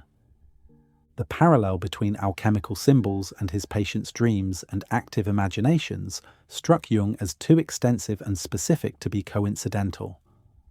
Patients with no knowledge of alchemy spontaneously produced images of nigredo or blackening, albedo or whitening, rubedo or reddening, the three major stages of the alchemical work. They dreamed of kings and queens engaging in sacred marriage, of dragons and serpents devouring each other, of dissolution in water and coagulation into solid form, of birds representing spirit rising from material vessels, of the philosopher's stone or lapis as the final goal of transformation. These images appeared in individual psychology because they were not arbitrary creations of medieval alchemists, but expressions of universal archetypal patterns. The collective unconscious producing similar symbols whenever the individuation process activated powerfully. The prima materia represented the initial psychological state, the unredeemed personality, caught in unconsciousness, fragmented, identified with ego or persona, containing undifferentiated potentials and unrealized wholeness. Alchemists described prima materia in paradoxical terms as simultaneously the most common and the most rare, the most base and the most precious, the beginning and the end, reflecting the psychological truth that the self was both the starting point, the totality one had always been potentially, and the goal, the wholeness one had to consciously realize. Finding the prima materia meant recognizing one's actual psychological condition, seeing through ego pretensions to acknowledge the work that needed to be done. The nigredo or blackening stage represented the encounter with shadow, the descent into darkness, the death or putrefaction that necessarily preceded transformation. Alchemical texts describe this phase as the darkest moment when the material turned black, rotted, stank, seemed utterly ruined. Yet this dissolution was necessary for subsequent reconstitution at a higher level. Psychologically, nigredo corresponded to depression, to the collapse of ego defenses, to the overwhelming recognition of one's darkness and limitations, to the death of the old identity that could feel like annihilation but was actually the precondition for rebirth. Many individuals abandoned the work at this stage, unable to tolerate the darkness, fleeing back to comfortable illusions rather than enduring the nigredo to its completion. The albedo or whitening stage represented the emergence of new consciousness, the separation and purification of elements that had been confused, the dawning of insight and clarity after the darkness of nigredo. Alchemically, the blackened material was washed, separated into constituent elements, refined, producing a white substance that reflected light. Psychologically, albedo corresponded to the integration of shadow contents, the differentiation of ego from unconscious identifications, the development of capacity for reflection and discrimination, the achievement of a more conscious and less reactive stance. The white stage was not yet the final goal, being still somewhat cold and intellectual, lacking the warmth and fullness that would come with the final stage.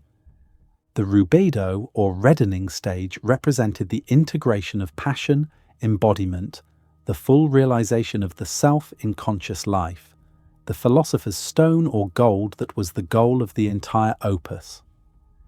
Alchemically, the white substance was subjected to further heating, combined with the red element, producing the ruby-coloured lapis philosophorum that could transmute base metals and heal all diseases. Psychologically, rubedo corresponded to the union of consciousness and unconsciousness, spirit and body, thinking and feeling, masculine and feminine, the achievement of wholeness that was simultaneously a state and an ongoing process, never complete yet also present as lived reality rather than merely as potential or aspiration.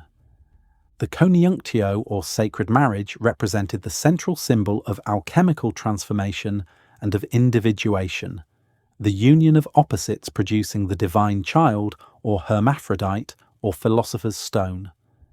Alchemically, this appeared as the marriage of king and queen, sun and moon, sulfur and mercury, red and white, masculine and feminine principles coming together in hieros gamos that created a third thing transcending the original polarities. Psychologically, coniunctio represented the integration of anima and animus, the union of ego and self, the reconciliation of all the opposites that had structured the personality in dualistic conflict, the achievement of the mandala wholeness that included and transcended all partial identifications. Mercurius fascinated Jung as the central symbol of the alchemical opus and of the self, the transformative substance that was simultaneously the most fixed and the most volatile, that appeared in multiple forms throughout the work, that was poison and medicine, spirit and matter, masculine and feminine, the trickster who disrupted, and the guide who led toward wholeness. Alchemical texts devoted enormous attention to describing Mercurius, attributing to him innumerable contradictory qualities that revealed the paradoxical nature of the self, simultaneously the object worked upon and the agent doing the work, the problem and the solution, the beginning and the end. The vessel or vas hermeticum served as essential container for the alchemical work, the sealed space within which transformation occurred, analogous to the temenos or sacred precinct in psychology, the protected container where individuation could unfold.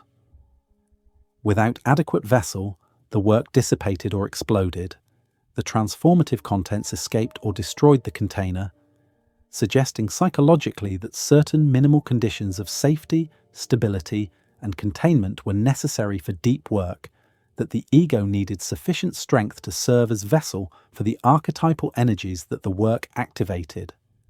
Jung recognized that alchemists' obsessive attention to their work, their devotion to the opus across decades, their experience of numinosity and transformation through engagement with material processes, all reflected the activation of the individuation process. Their laboratory work catalyzing psychological changes they could not consciously articulate, but that they experienced as the revelation of divine secrets hidden in matter.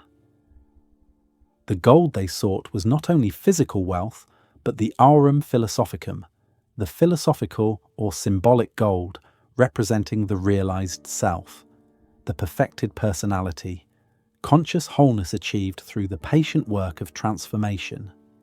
The multiplication stage described in some alchemical texts suggested that once the philosopher's stone was achieved, it could multiply infinitely, small amounts sufficing to transform vast quantities of base metal into gold. Psychologically, this suggested that realization of the self had ripple effects, that consciousness spread, that the individuated person could facilitate transformation in others not through teaching or technique, but through embodied wholeness, through being what they had become, providing a model and catalyst for others' individuation.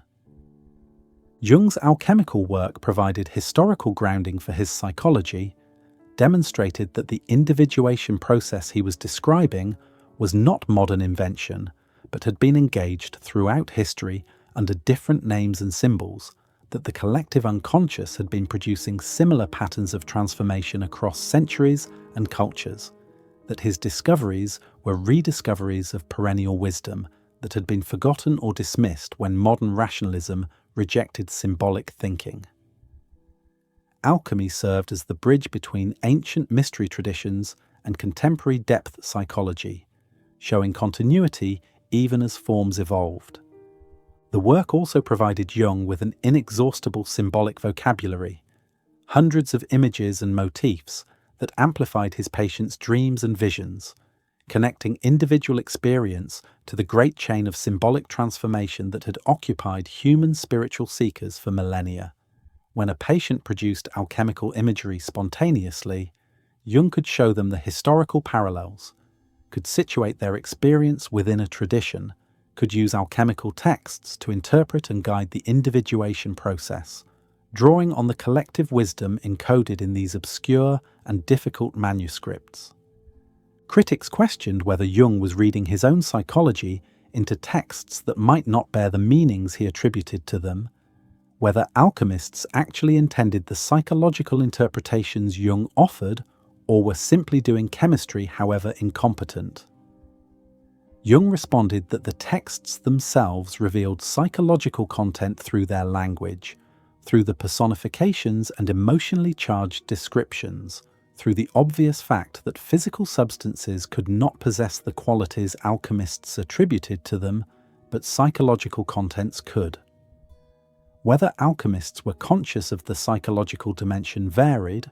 Some clearly were engaged in both physical and spiritual work, while others projected unconsciously, but in either case, the texts recorded genuine psychological processes and could be read as such.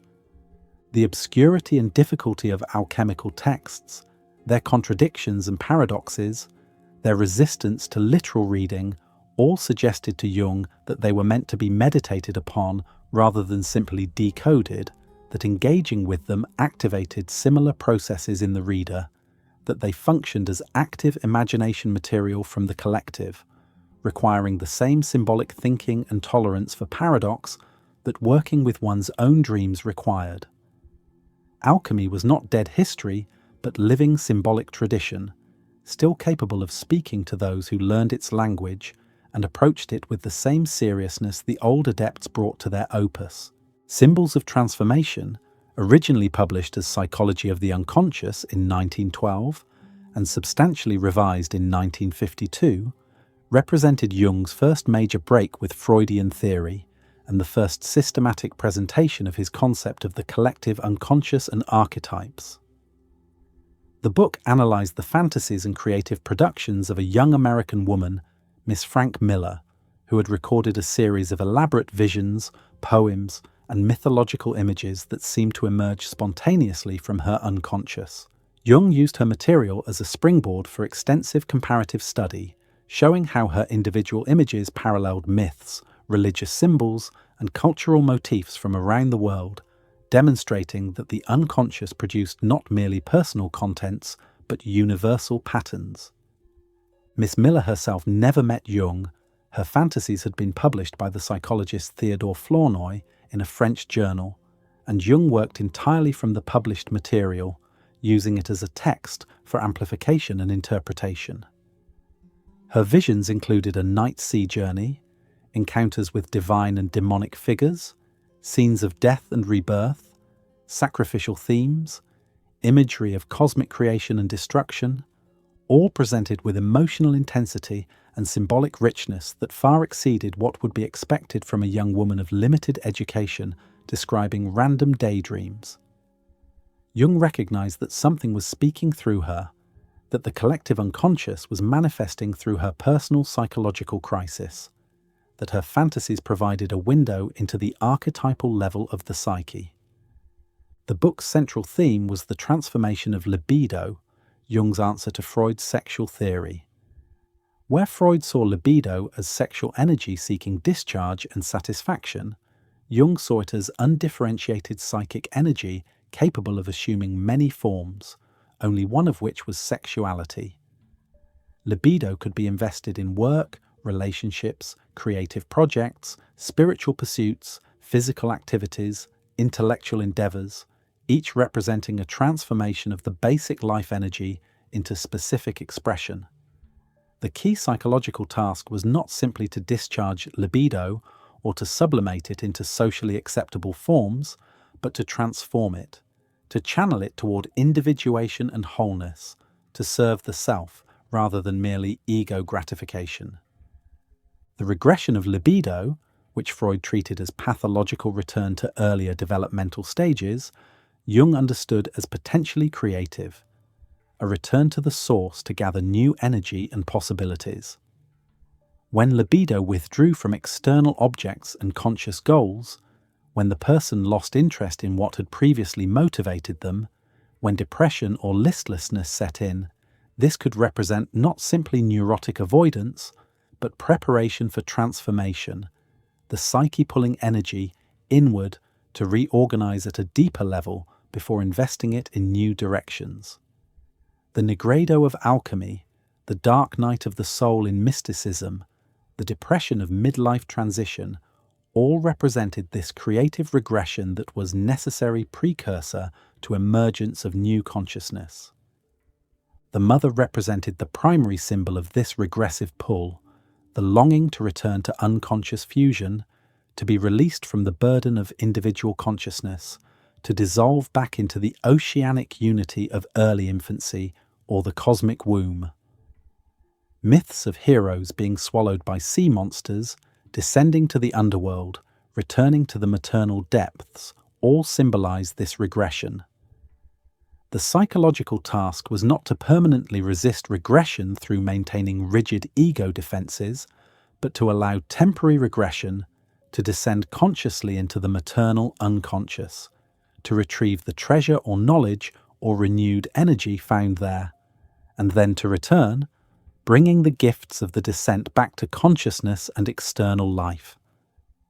The incest motif that appeared so frequently in myths, dreams, and fantasies was not, Jung argued, primarily about actual sexual desire for parents, but about the pull toward psychological regression, toward union with the parental imagos who represented the unconscious.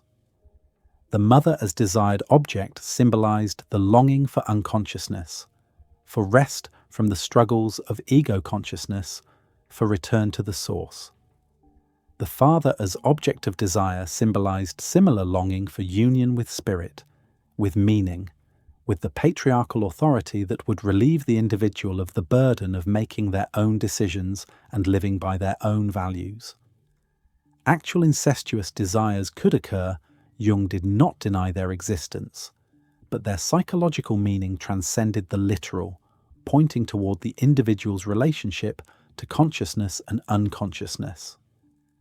The hero's battle with the mother appeared in myths as the slaying of the dragon, the rescue of the captive, the escape from the devouring whale, all representing the ego's necessary separation from the unconscious, the achievement of independence and individual consciousness that required breaking the bonds of maternal fusion.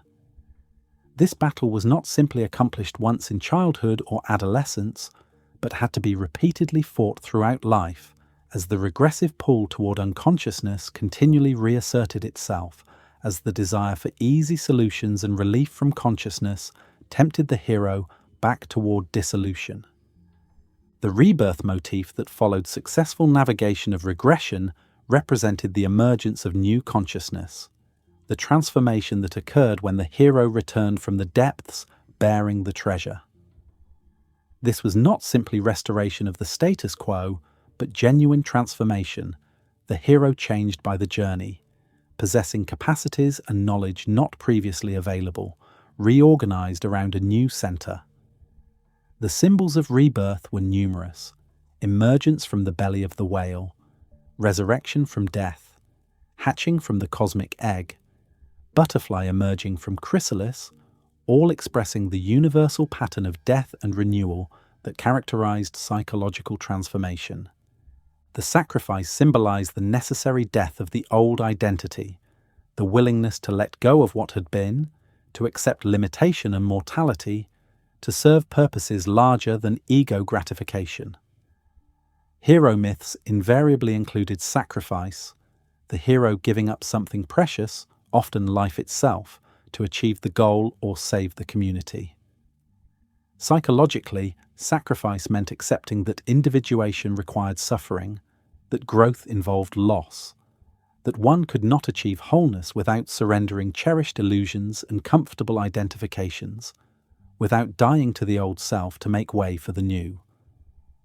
The symbolism of the cross, appearing not only in Christianity but in numerous pre-Christian contexts, represented the union of opposites, the vertical and horizontal axes intersecting, spirit and matter meeting, time and eternity crossing, the extension of consciousness in four directions, creating the quaternary mandala of wholeness. Christ's crucifixion enacted the sacrifice necessary for transformation, the God dying to be reborn, the old consciousness surrendering to make way for the new, suggesting that suffering and death were not simply evils to be avoided, but necessary passages in the journey toward wholeness. Miss Miller's fantasies eventually overwhelmed her.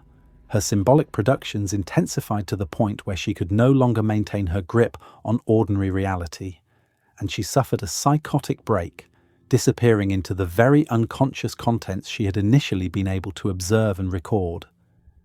Jung used her case to demonstrate both the power and the danger of the collective unconscious, the way archetypal energies could fascinate and ultimately overwhelm consciousness, the necessity of maintaining ego strength while engaging the depths. Her fate served as warning, illustration of what happened when one was seized by the unconscious without sufficient ego development to contain and integrate the experience. The revised edition of 1952 allowed Jung to reflect on his earlier work from the perspective of 40 years of additional clinical experience and theoretical development. He acknowledged some passages in the original version that now embarrassed him, interpretations that were too Freudian or insufficiently developed, but he maintained the core insights, the demonstration that individual fantasy recapitulated mythological themes, that the unconscious was structured by archetypes. That transformation of libido, rather than its discharge, was the key psychological process, that symbols had to be understood on their own terms, rather than reduced to sign substitutes for sexual contents. The book also demonstrated Jung's method of amplification at its most extensive, each image in Miss Miller's fantasies serving as occasion for wide-ranging comparative study, connecting individual psychology to world mythology, showing how a single symbolic image might appear in Greek religion, Hindu philosophy, Native American vision quests, Christian mysticism, medieval alchemy, and countless other contexts, each appearance adding layers of meaning and demonstrating the universality of archetypal patterns. This method could overwhelm readers with its erudition and associative leaps, but it also revealed the richness of the symbolic realm, the way that individual images connected to vast networks of meaning that transcended any single culture or historical period. Symbols of transformation stood as foundational text for Jung's mature psychology, the work that established his independence from Freud, that first articulated the concepts that would occupy him for the rest of his life, that demonstrated empirically the existence of the collective unconscious through the analysis of individual case material, and that showed how psychology and mythology interpenetrated, how individual suffering and transformation participated in universal patterns, how the journey toward wholeness was simultaneously personal and archetypal, unique to each individual yet structured by shared patterns that made individual experience intelligible through reference to the collective symbolic heritage of humanity. Jung's understanding of ethics diverged significantly from conventional morality, emphasizing individual moral consciousness over adherence to collective rules, psychological honesty over conventional virtue, integration of shadow over identification with the good, and the recognition that evil was real rather than mere absence of good. This approach troubled those who sought clear ethical guidelines and who worried that Jung's emphasis on individuation and the necessity of integrating darkness could be used to rationalize selfish or destructive behavior. Yet Jung insisted that genuine individuation increased rather than decreased ethical sensitivity, that consciousness of one's own shadow made one more rather than less responsible, and that psychological integrity required facing rather than denying the reality of evil both in oneself and in the world. He distinguished between morality and ethics, treating morality as the codified rules of the collective, the traditional commandments and prohibitions that society used to regulate behavior and maintain order. Morality served necessary functions, providing guidance for those not yet capable of independent ethical judgment, constraining destructive impulses that would otherwise tear communities apart, transmitting accumulated wisdom across generations. But morality also became dead letter. Rules followed automatically without genuine moral consciousness. External compliance masking internal corruption, the appearance of virtue concealing shadow that grew darker precisely because it was so vigorously denied. Ethics, in contrast, represented living moral consciousness, the individual's genuine wrestling with questions of right and wrong in specific contexts, the willingness to examine one's motives and take responsibility for one's choices, the courage to act according to one's deepest values, even when they conflicted with collective morality. Ethical consciousness could not rely on rules alone because situations arose where rules conflicted or where following the rule would produce worse outcomes than breaking it, where moral growth required transcending conventional morality rather than simply conforming to it. The individuating person had to develop ethical consciousness, had to become capable of moral reasoning that went beyond mere obedience or rebellion, that engaged seriously with complexity and ambiguity. The integration of shadow formed the foundation of ethical development in Jung's system, because one could not be genuinely ethical while projecting evil exclusively onto others, while maintaining illusions of personal righteousness, while refusing to acknowledge one's own capacity for cruelty, dishonesty, and destruction. The person who had faced their shadow knew they were capable of evil, had less need to project onto scapegoats, could recognize themselves in the criminal and the enemy, could hold themselves accountable rather than assuming moral superiority. This humility was not moral relativism, not the claim that all actions were equally valid or that evil did not exist, but the recognition that evil was a universal human potential rather than the special property of others. Jung's concept of the shadow of the good suggested that even ethical behavior could serve defensive functions, that excessive virtue often masked its opposite, that the person who was too good was typically compensated by a shadow that was proportionally dark. The religious person who condemned sexual sin while harboring secret fantasies or acting out covertly, the social activist who treated their own family with contempt while crusading for justice, the person who prided themselves on honesty while engaging in elaborate self-deceptions, all illustrated how identification with virtue created shadow that manifested despite conscious intentions. True ethics required acknowledging mixed motives, accepting that even good actions contained elements of self-interest or shadow content, that purity was an impossible and even dangerous ideal. The problem of evil occupied Jung throughout his life, particularly after witnessing the horrors of World War II and the Nazi genocide. He could not accept the Christian doctrine of privatio boni, evil as mere absence of good, because his clinical experience showed evil as substantial and active, not simply lack, but positive force, not simply ignorance, but genuine destructive intention. The shadow was real, possessed its own energy and aims, sought expression and could not be eliminated through moral improvement or rational enlightenment alone.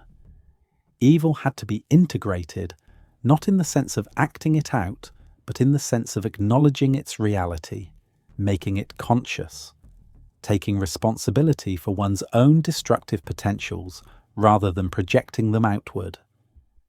This raised the question of whether integration of shadow meant that evil became acceptable, that acknowledging one's destructive potentials gave permission to enact them.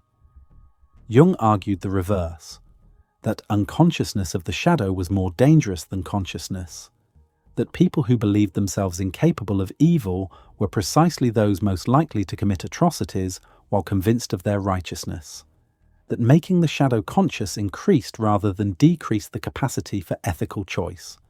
The person who knew they were capable of cruelty could choose not to be cruel, could catch themselves before acting out, could take responsibility when they failed, rather than rationalizing or projecting blame. Collective shadow and collective responsibility troubled Jung particularly in the context of Nazi Germany and the German people's relationship to the Holocaust. He argued that the crimes committed were not the work of a small group of fanatics, but required widespread complicity, active participation, or passive acquiescence from millions of ordinary Germans. The collective shadow, the dark side of German culture, had erupted through activation of the Wotan archetype, but this did not absolve individuals of responsibility. Each person who participated, who looked away, who rationalized or remained silent, bore individual guilt that could not be dissolved into collective forces or archetypal possession. Yet Jung also recognized the difficulty of assigning responsibility when collective movements achieved such power, when social pressure and propaganda were so overwhelming, when resistors faced torture and death while conformists received rewards. He struggled to articulate a position that acknowledged both the power of collective forces and the irreducibility of individual moral choice, both the genuine reality of archetypal possession and the fact that humans remained morally responsible agents. His solution, that consciousness was the key, that those who recognized what was happening and chose evil anyway bore fuller guilt than those who were genuinely unconscious, satisfied few critics who felt it provided too much excuse for the perpetrators.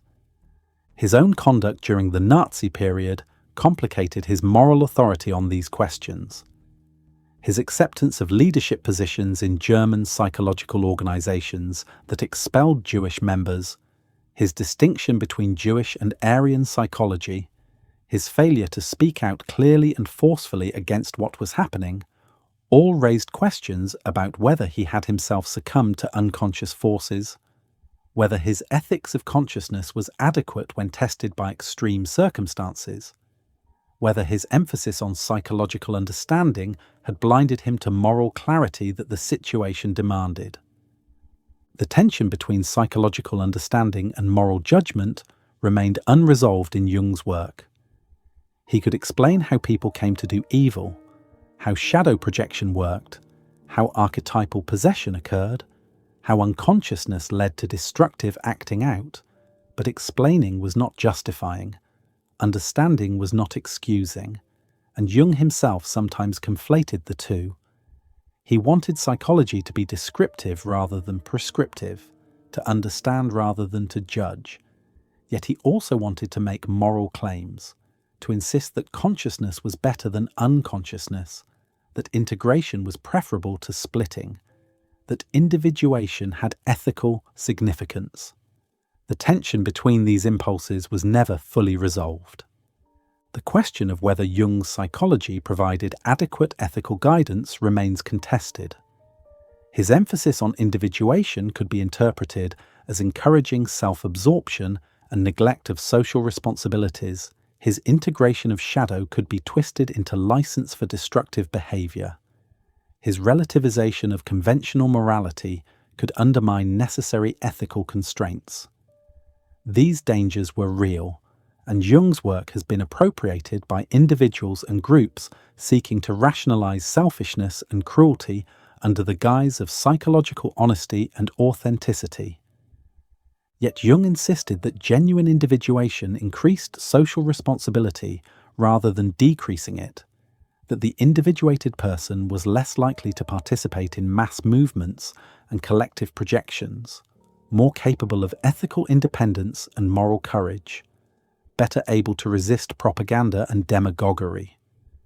A society of individuated persons would be more ethical than a society of unconscious conformists, because each person would take responsibility for their own shadow rather than projecting it onto scapegoats, would make conscious choices rather than following orders or collective opinion, would resist evil through genuine understanding of human nature rather than through self-righteous condemnation that masked one's own participation in the condemned. The ethical ideal that emerged from Jung's psychology was of the individual who had faced their shadow and integrated it, who acted from consciousness rather than from unconscious compulsion or blind convention, who took responsibility for both their light and dark sides, who served the self rather than merely ego or collective, and who contributed to the collective through their own wholeness rather than through righteous crusading or moralistic judgment. Whether this ideal was adequate, whether it could guide action in situations demanding clear moral stands, whether it provided sufficient foundation for ethics in a world structured by power and oppression, remained questions that Jung never fully answered and that continue to challenge those who work within his psychological framework. No assessment of Jung's contributions can evade his conduct during the Nazi period, his statements distinguishing Jewish from Aryan psychology, his acceptance of positions in German psychological organizations after Jewish members were expelled, his editorship of a journal that became associated with Nazi psychological thought, and his subsequent explanations that many found inadequate or self-serving. These actions and statements have cast a shadow over his legacy that cannot be dismissed through appeals to his later opposition to totalitarianism or his private assistance to some Jewish colleagues.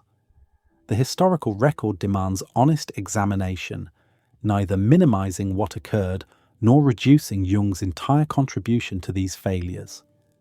The rise of National Socialism coincided with a period when Jung was establishing analytical psychology as an international movement distinct from Freudian psychoanalysis, seeking recognition in Germany where academic psychology was strong and where the psychoanalytic movement had been largely identified with Jewish practitioners. When Hitler took power in 1933, and Jewish psychologists and analysts were expelled from professional organizations, Jung faced a choice between maintaining ethical solidarity with excluded colleagues or attempting to preserve a space for analytical psychology within the new political order.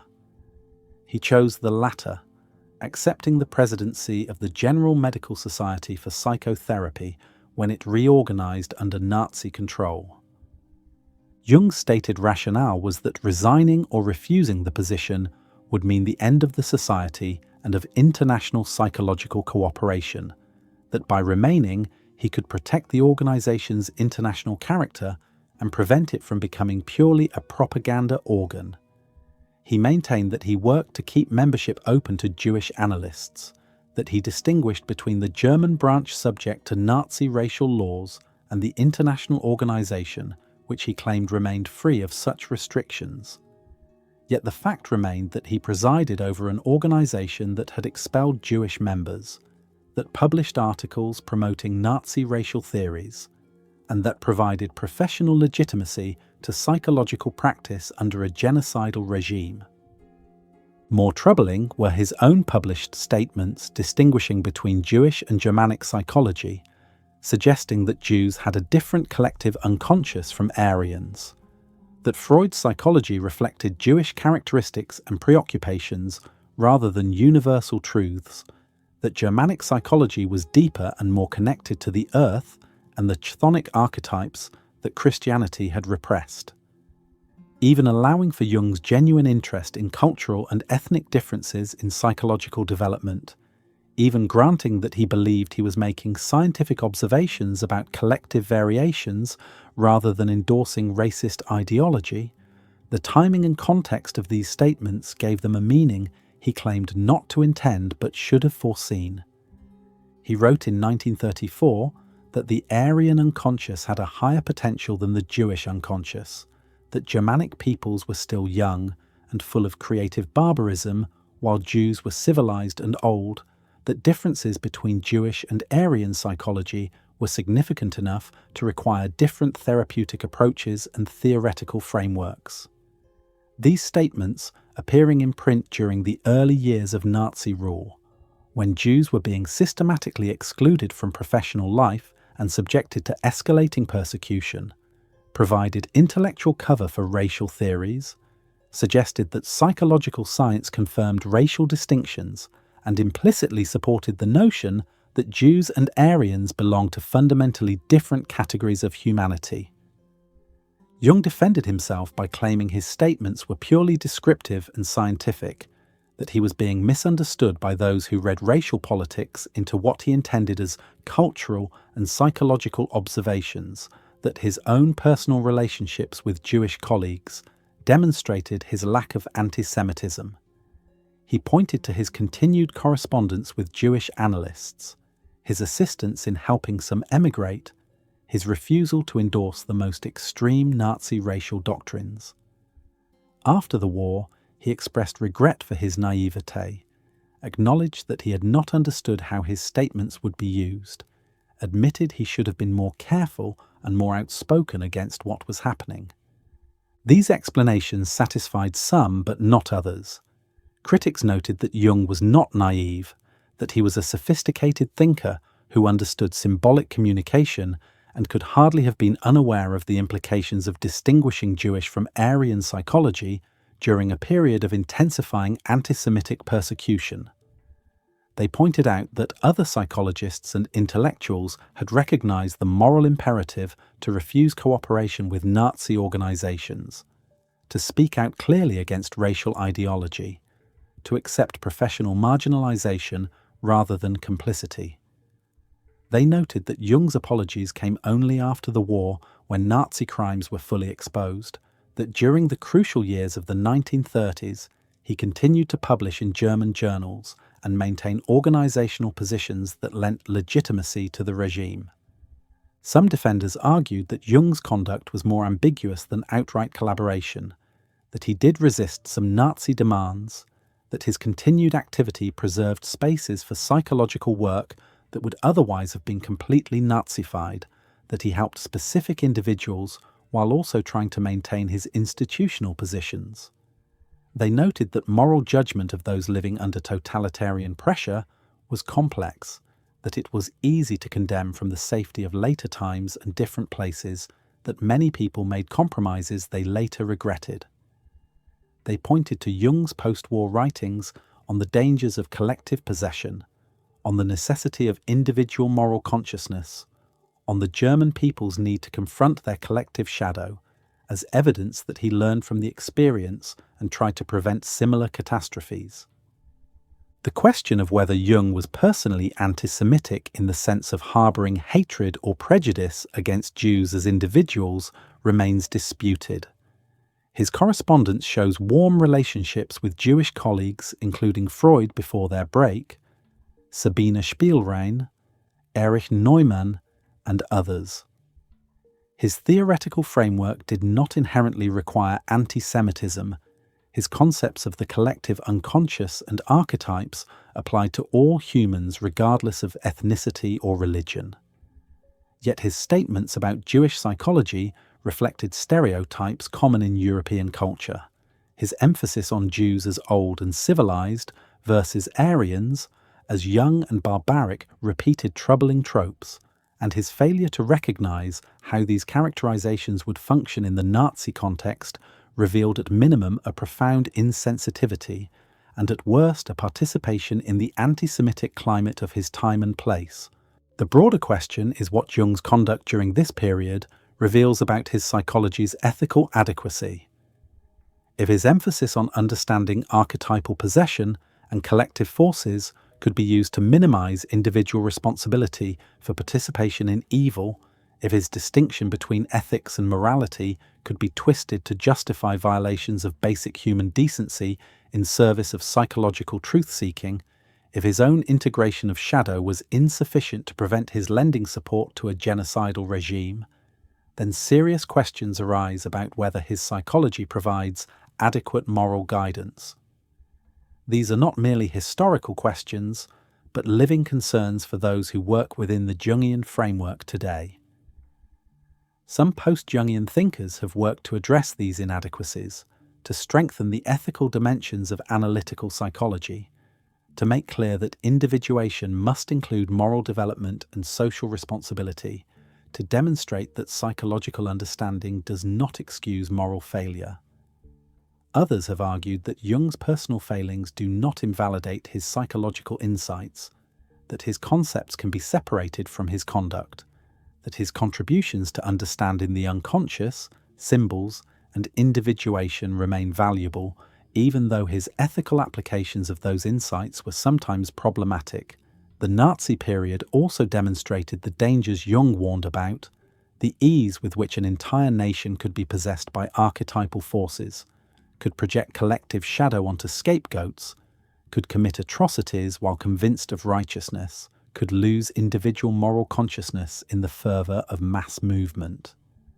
That Jung himself was not immune to these forces, that he participated to some degree in the collective blindness he later analysed, confirmed the power of what he described, while also raising questions about whether consciousness alone was sufficient protection. The individuated person, it turned out, could still make ethically catastrophic choices, could still rationalize cooperation with evil, could still subordinate moral clarity to professional ambition or theoretical concerns. Jung's legacy remains contested precisely because it cannot be neatly separated into the valuable psychology and the problematic ethics, the brilliant insights and the serious failures.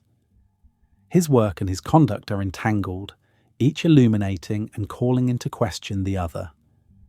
Those who engage with Jungian psychology today must grapple with this complexity, must take seriously both his contributions and his failures, must work to strengthen what is valuable while acknowledging and addressing what was inadequate or harmful.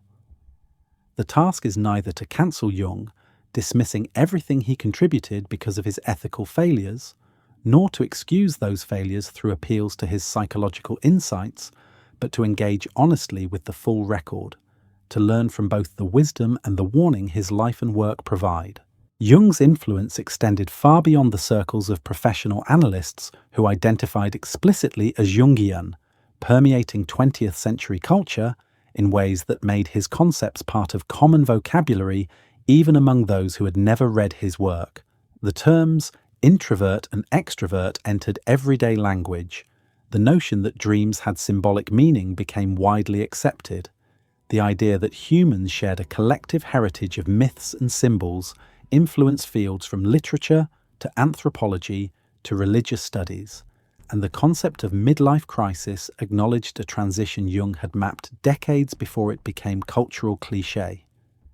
In the therapeutic realm, Jungian analysis developed as a distinctive approach focusing on symbolic work, attention to dreams and active imagination, the individuation process as therapeutic goal, and the centrality of meaning-making rather than merely symptom relief. Jungian analysts trained in institutes in Zurich, London, New York, San Francisco, and other cities, establishing professional organizations that maintained standards and developed the tradition beyond Jung's original formulations. The approach attracted individuals, particularly in the second half of life, whose concerns centered on questions of meaning, spiritual emptiness, identity transitions, and the search for wholeness rather than on specific neurotic symptoms. The Jungian analyst functioned less as authority diagnosing and treating pathology, and more as companion on the individuation journey, someone who had undertaken their own analysis and could therefore guide others through the territories of the unconscious without imposing predetermined interpretations or goals. The therapeutic relationship included attention to transference and countertransference, recognition that the analyst's own unconscious participated in the work, that the analytic dyad created a vessel within which both parties were potentially transformed. This mutuality distinguished Jungian practice from the more hierarchical, classical psychoanalytic model, where the analyst remained largely opaque and interpretatively authoritative. Dream work occupied central place in Jungian therapy, with sessions often devoted to single dreams, exploring their images through amplification, attending to series of dreams across time, using dreams as guides to the individuation process. Unlike brief psychodynamic approaches that might note a dream in passing, or cognitive behavioral therapies that largely ignored dreams altogether, Jungian analysis treated dreams as primary communications from the unconscious deserving careful attention and respect. Patients learn to record dreams, to sit with images, to engage in active imagination with dream figures, to recognize recurring themes and symbols that tracked psychological development. Sandplay therapy emerged from Jungian sources through the work of Dora Kauf, providing a nonverbal medium for symbolic expression particularly valuable for children and for adults working with pre-verbal or traumatic material. Creating scenes in sand trays with miniature figures allowed unconscious contents to manifest symbolically, bypassed resistance that verbal interpretation might trigger, and produced sequences that documented individuation processes. The method spread beyond strictly Jungian contexts, adopted by therapists of various orientations who recognize the power of symbolic play for accessing and working with unconscious material. Art therapy found theoretical grounding in Jung's emphasis on symbolic expression, his own use of painting and drawing during the Red Book period, and his recognition that artistic production could serve individuation. Patients who could not verbally articulate what they experienced could paint or sculpt or dance it, allowing the unconscious to express itself through media that bypassed conceptual consciousness.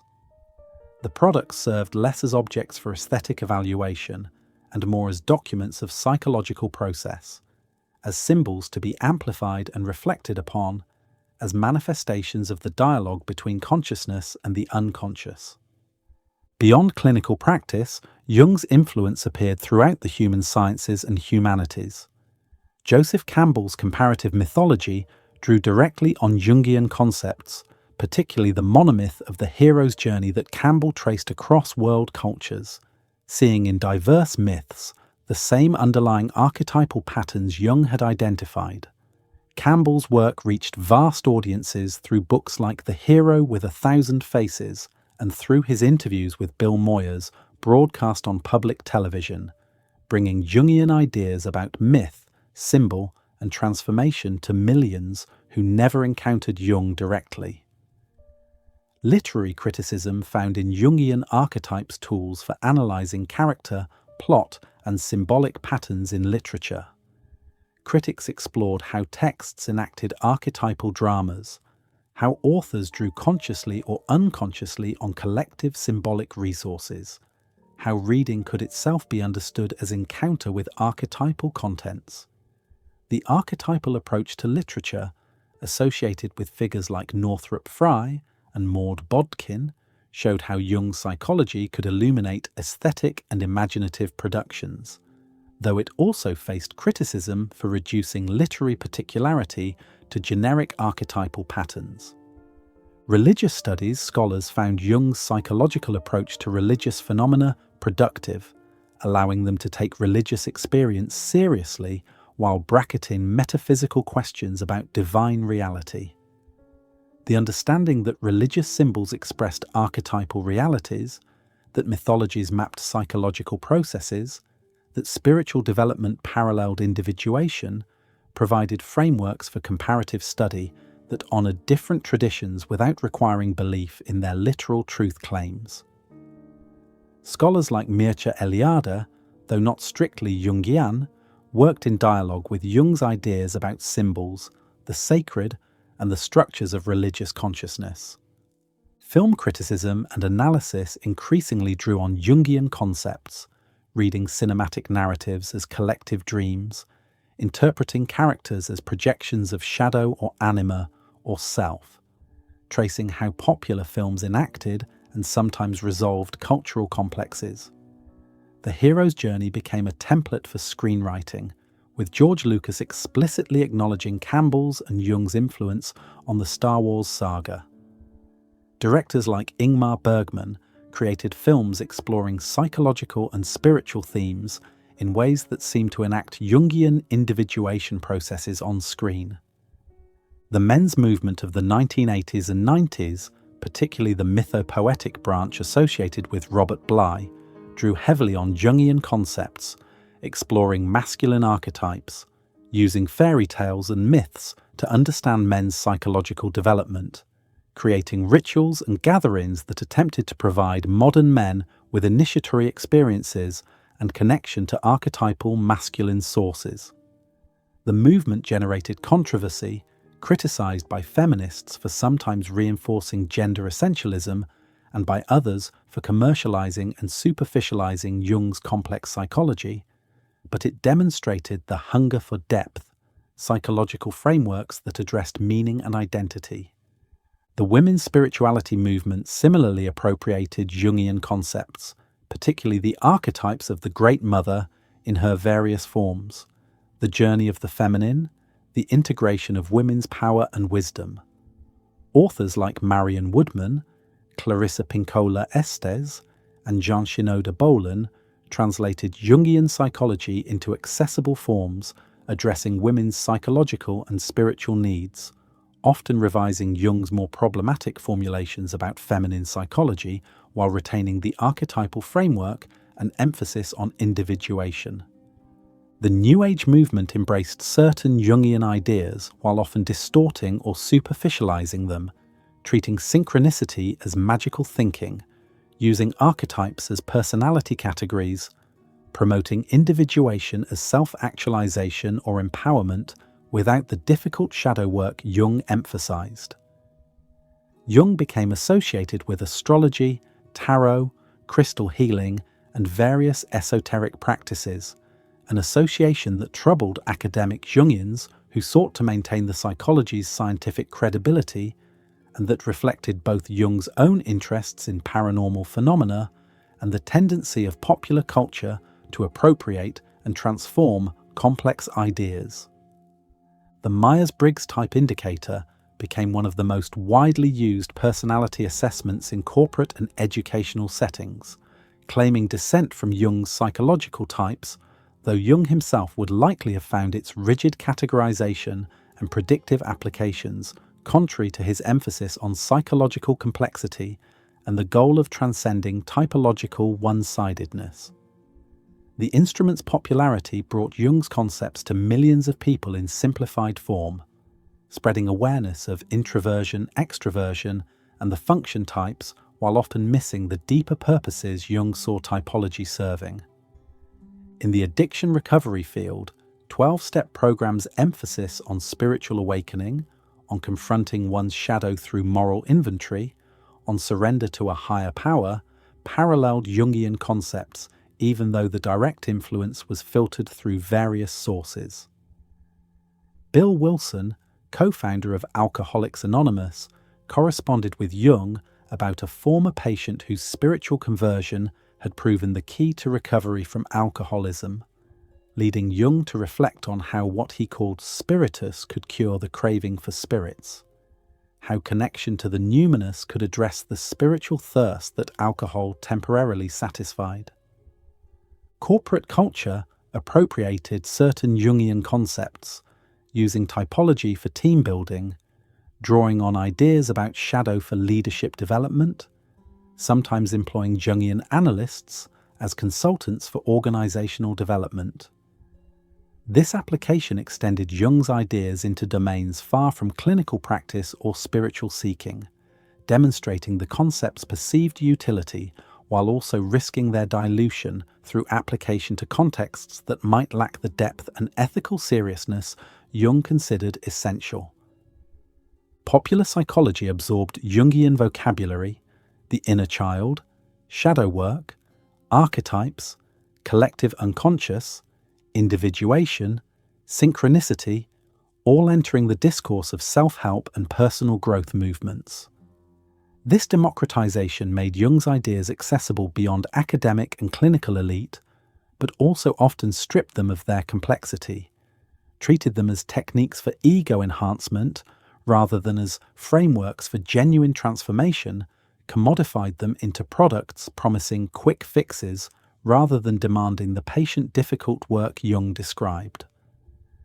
Academic psychology remained largely resistant to Jungian ideas, viewing them as unscientific, too mystical, too dependent on subjective interpretation, insufficiently rigorous in methodology and evidence. The collective unconscious and archetypes could not be measured or experimentally verified by prevailing standards. The emphasis on meaning seemed to violate the naturalistic assumptions of scientific psychology. The clinical material Jung presented as evidence seemed anecdotal and selective. Yet even critics acknowledged Jung's importance historically, his influence on psychotherapy practice, and his articulation of questions about meaning and spirituality that scientific psychology struggled to address within its own frameworks. The Jungian legacy thus appears multiply refracted, present in high culture and popular culture, in clinical practice and spiritual seeking, in academic scholarship and self-help literature, sometimes in forms Jung would have recognized and endorsed, sometimes in forms he would have rejected as distortions or superficialities. His ideas proved fertile and generative, spawning developments he could not have anticipated, speaking to needs and contexts far beyond the Swiss consulting room where he worked with individual patients. Whether this widespread influence constitutes validation of his insights or dilution of their depth, whether the accessibility serves individuation or undermines it through easy answers, remains contested among those who engage seriously with his work. We return now to where we began, to Jung's conviction that within each person lies an undiscovered country, territories of the psyche that remain unmapped despite our waking conviction that we know ourselves. The journey through Jung's life and concepts has traced the paths he mapped into this interior wilderness, the structure of ego and persona and shadow, the personal unconscious organized into complexes, the collective unconscious populated by archetypes, the anima and animus as guides between consciousness and the depths, the self as center and totality, the individuation process as the journey toward wholeness that each human life implicitly undertakes, whether consciously or not. Jung's psychology emerged from his own confrontation with the unconscious, his descent into the visions and encounters documented in the Red Book, his emergence with the conviction that the psyche was not merely personal but transpersonal, not merely reactive but creative, not merely a product of conditioning but structured by inherited archetypal patterns that connected individual experience to the collective human story. His break with Freud freed him to follow his own vision, to develop a psychology that could encompass meaning and purpose rather than merely causality and mechanism, that honored the symbolic and numinous dimensions of experience rather than reducing them to disguised sexual conflicts, that saw development as lifelong rather than determined by early childhood. The structure of the psyche that Jung articulated showed consciousness as a small circle of light surrounded by vast darkness, the ego necessary but insufficient, requiring relationship to the unconscious rather than attempting to eliminate or fully control it. The personal unconscious held forgotten memories and repressed contents, but also unrealized potentials, the shadow that contained both moral failings and unlived possibilities.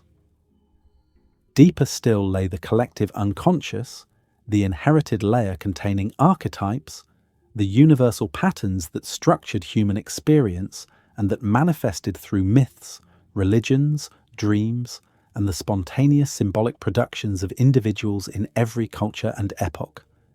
The archetypes themselves, forms without content until they became filled with specific cultural and personal material, appeared as recurring motifs: the great mother who nourished and devoured, the wise old man who guided and judged, the hero who separated from the mother and established consciousness, the shadow who carried rejected darkness, the anima and animus who mediated between ego and self, the self as the archetype of wholeness toward which development aimed and from which it derived its organizing principle. These were not metaphysical entities but psychological realities, structures of the psyche observable through their effects, through the patterns they imposed on experience, through the numinous power they carried when constellated strongly. Dreams provided the royal road to the unconscious, messages from the depths that compensated one-sided conscious attitudes, that offered prospective glimpses of future possibilities, that spoke in symbols requiring amplification rather than reductive interpretation. Active imagination allowed direct dialogue with unconscious figures, conscious engagement with contents that otherwise manifested only in dreams or symptoms, a technique dangerous for those with weak ego boundaries, but profoundly productive for those capable of maintaining the creative tension between consciousness and unconsciousness. The symbolic realm emerged as the bridge between ego and archetype, symbols carrying meanings that exceeded rational comprehension, uniting opposites, facilitating transformation through their numinous power. Individuation, the master concept organizing all others, described the lifelong process of becoming who one truly was, not the ego's fantasy of perfection, but the self's realization through integration of consciousness and unconsciousness. The journey began with shadow work, acknowledging one's capacity for evil and reclaiming split-off potentials. It continued through encounter with the contrasexual archetype, developing feminine or masculine qualities that complemented conscious one-sidedness. It aimed toward realization of the self, establishing the ego's right relationship to the larger totality, living from the center rather than merely from social roles or ego ambitions. The transition at midlife marked the shift from the first half's outward focus on achievement and adaptation to the second half's inward turn toward meaning and preparation for death. The successful navigation of this transition required sacrifice of the old identity, tolerance of the darkness, and disorientation that preceded emergence of new consciousness, willingness to develop inferior functions and explore dimensions of personality that the first half had neglected.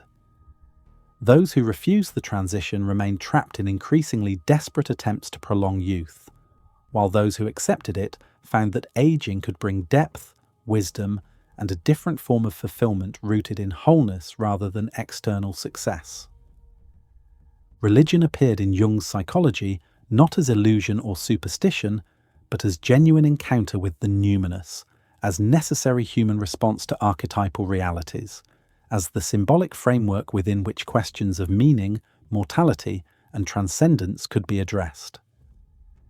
His psychological approach to religion angered believers who felt he reduced the divine to mere psychic projection, and angered atheists who felt he legitimated superstition, but he insisted he was simply describing what he observed, that the God image functioned powerfully in the psyche regardless of its metaphysical status, that spiritual experience was psychological fact deserving serious attention. His controversial statements during the Nazi period, his distinction between Jewish and Aryan psychology, his organizational involvement with institutions that excluded Jews, all cast a shadow over his legacy that cannot be dismissed. These failures demonstrated that even profound psychological insight did not guarantee ethical clarity, that consciousness of the shadow did not prevent participation in collective evil, that individuation was no substitute for moral courage when historical circumstances demanded it. The complexity of Jung's conduct during this period, neither simple collaboration nor innocent naivety, requires ongoing engagement and serves as warning about the ethical limitations of psychology when divorced from moral commitment. His influence spread far beyond clinical psychology into literature, religious studies, mythology, popular culture, spiritual seeking, producing both valuable applications and superficial distortions. The accessibility of Jungian concepts to general audiences served the democratic impulse to make psychological insight available to all, but also risked reducing complex ideas to slogans and techniques, treating individuation as self-improvement rather than as demanding transformation requiring sacrifice and suffering. The tension between depth and popularity, between maintaining rigor and speaking to wider needs, characterizes the Jungian legacy in all its forms. What remains valuable in Jung's contribution, what justifies continued engagement with his work, despite its limitations and despite his personal failures? First, the insistence that the psyche must be understood on its own terms, rather than reduced to biology or social conditioning, that symbolic and archetypal dimensions are real and necessary rather than mere epiphenomena of more basic processes.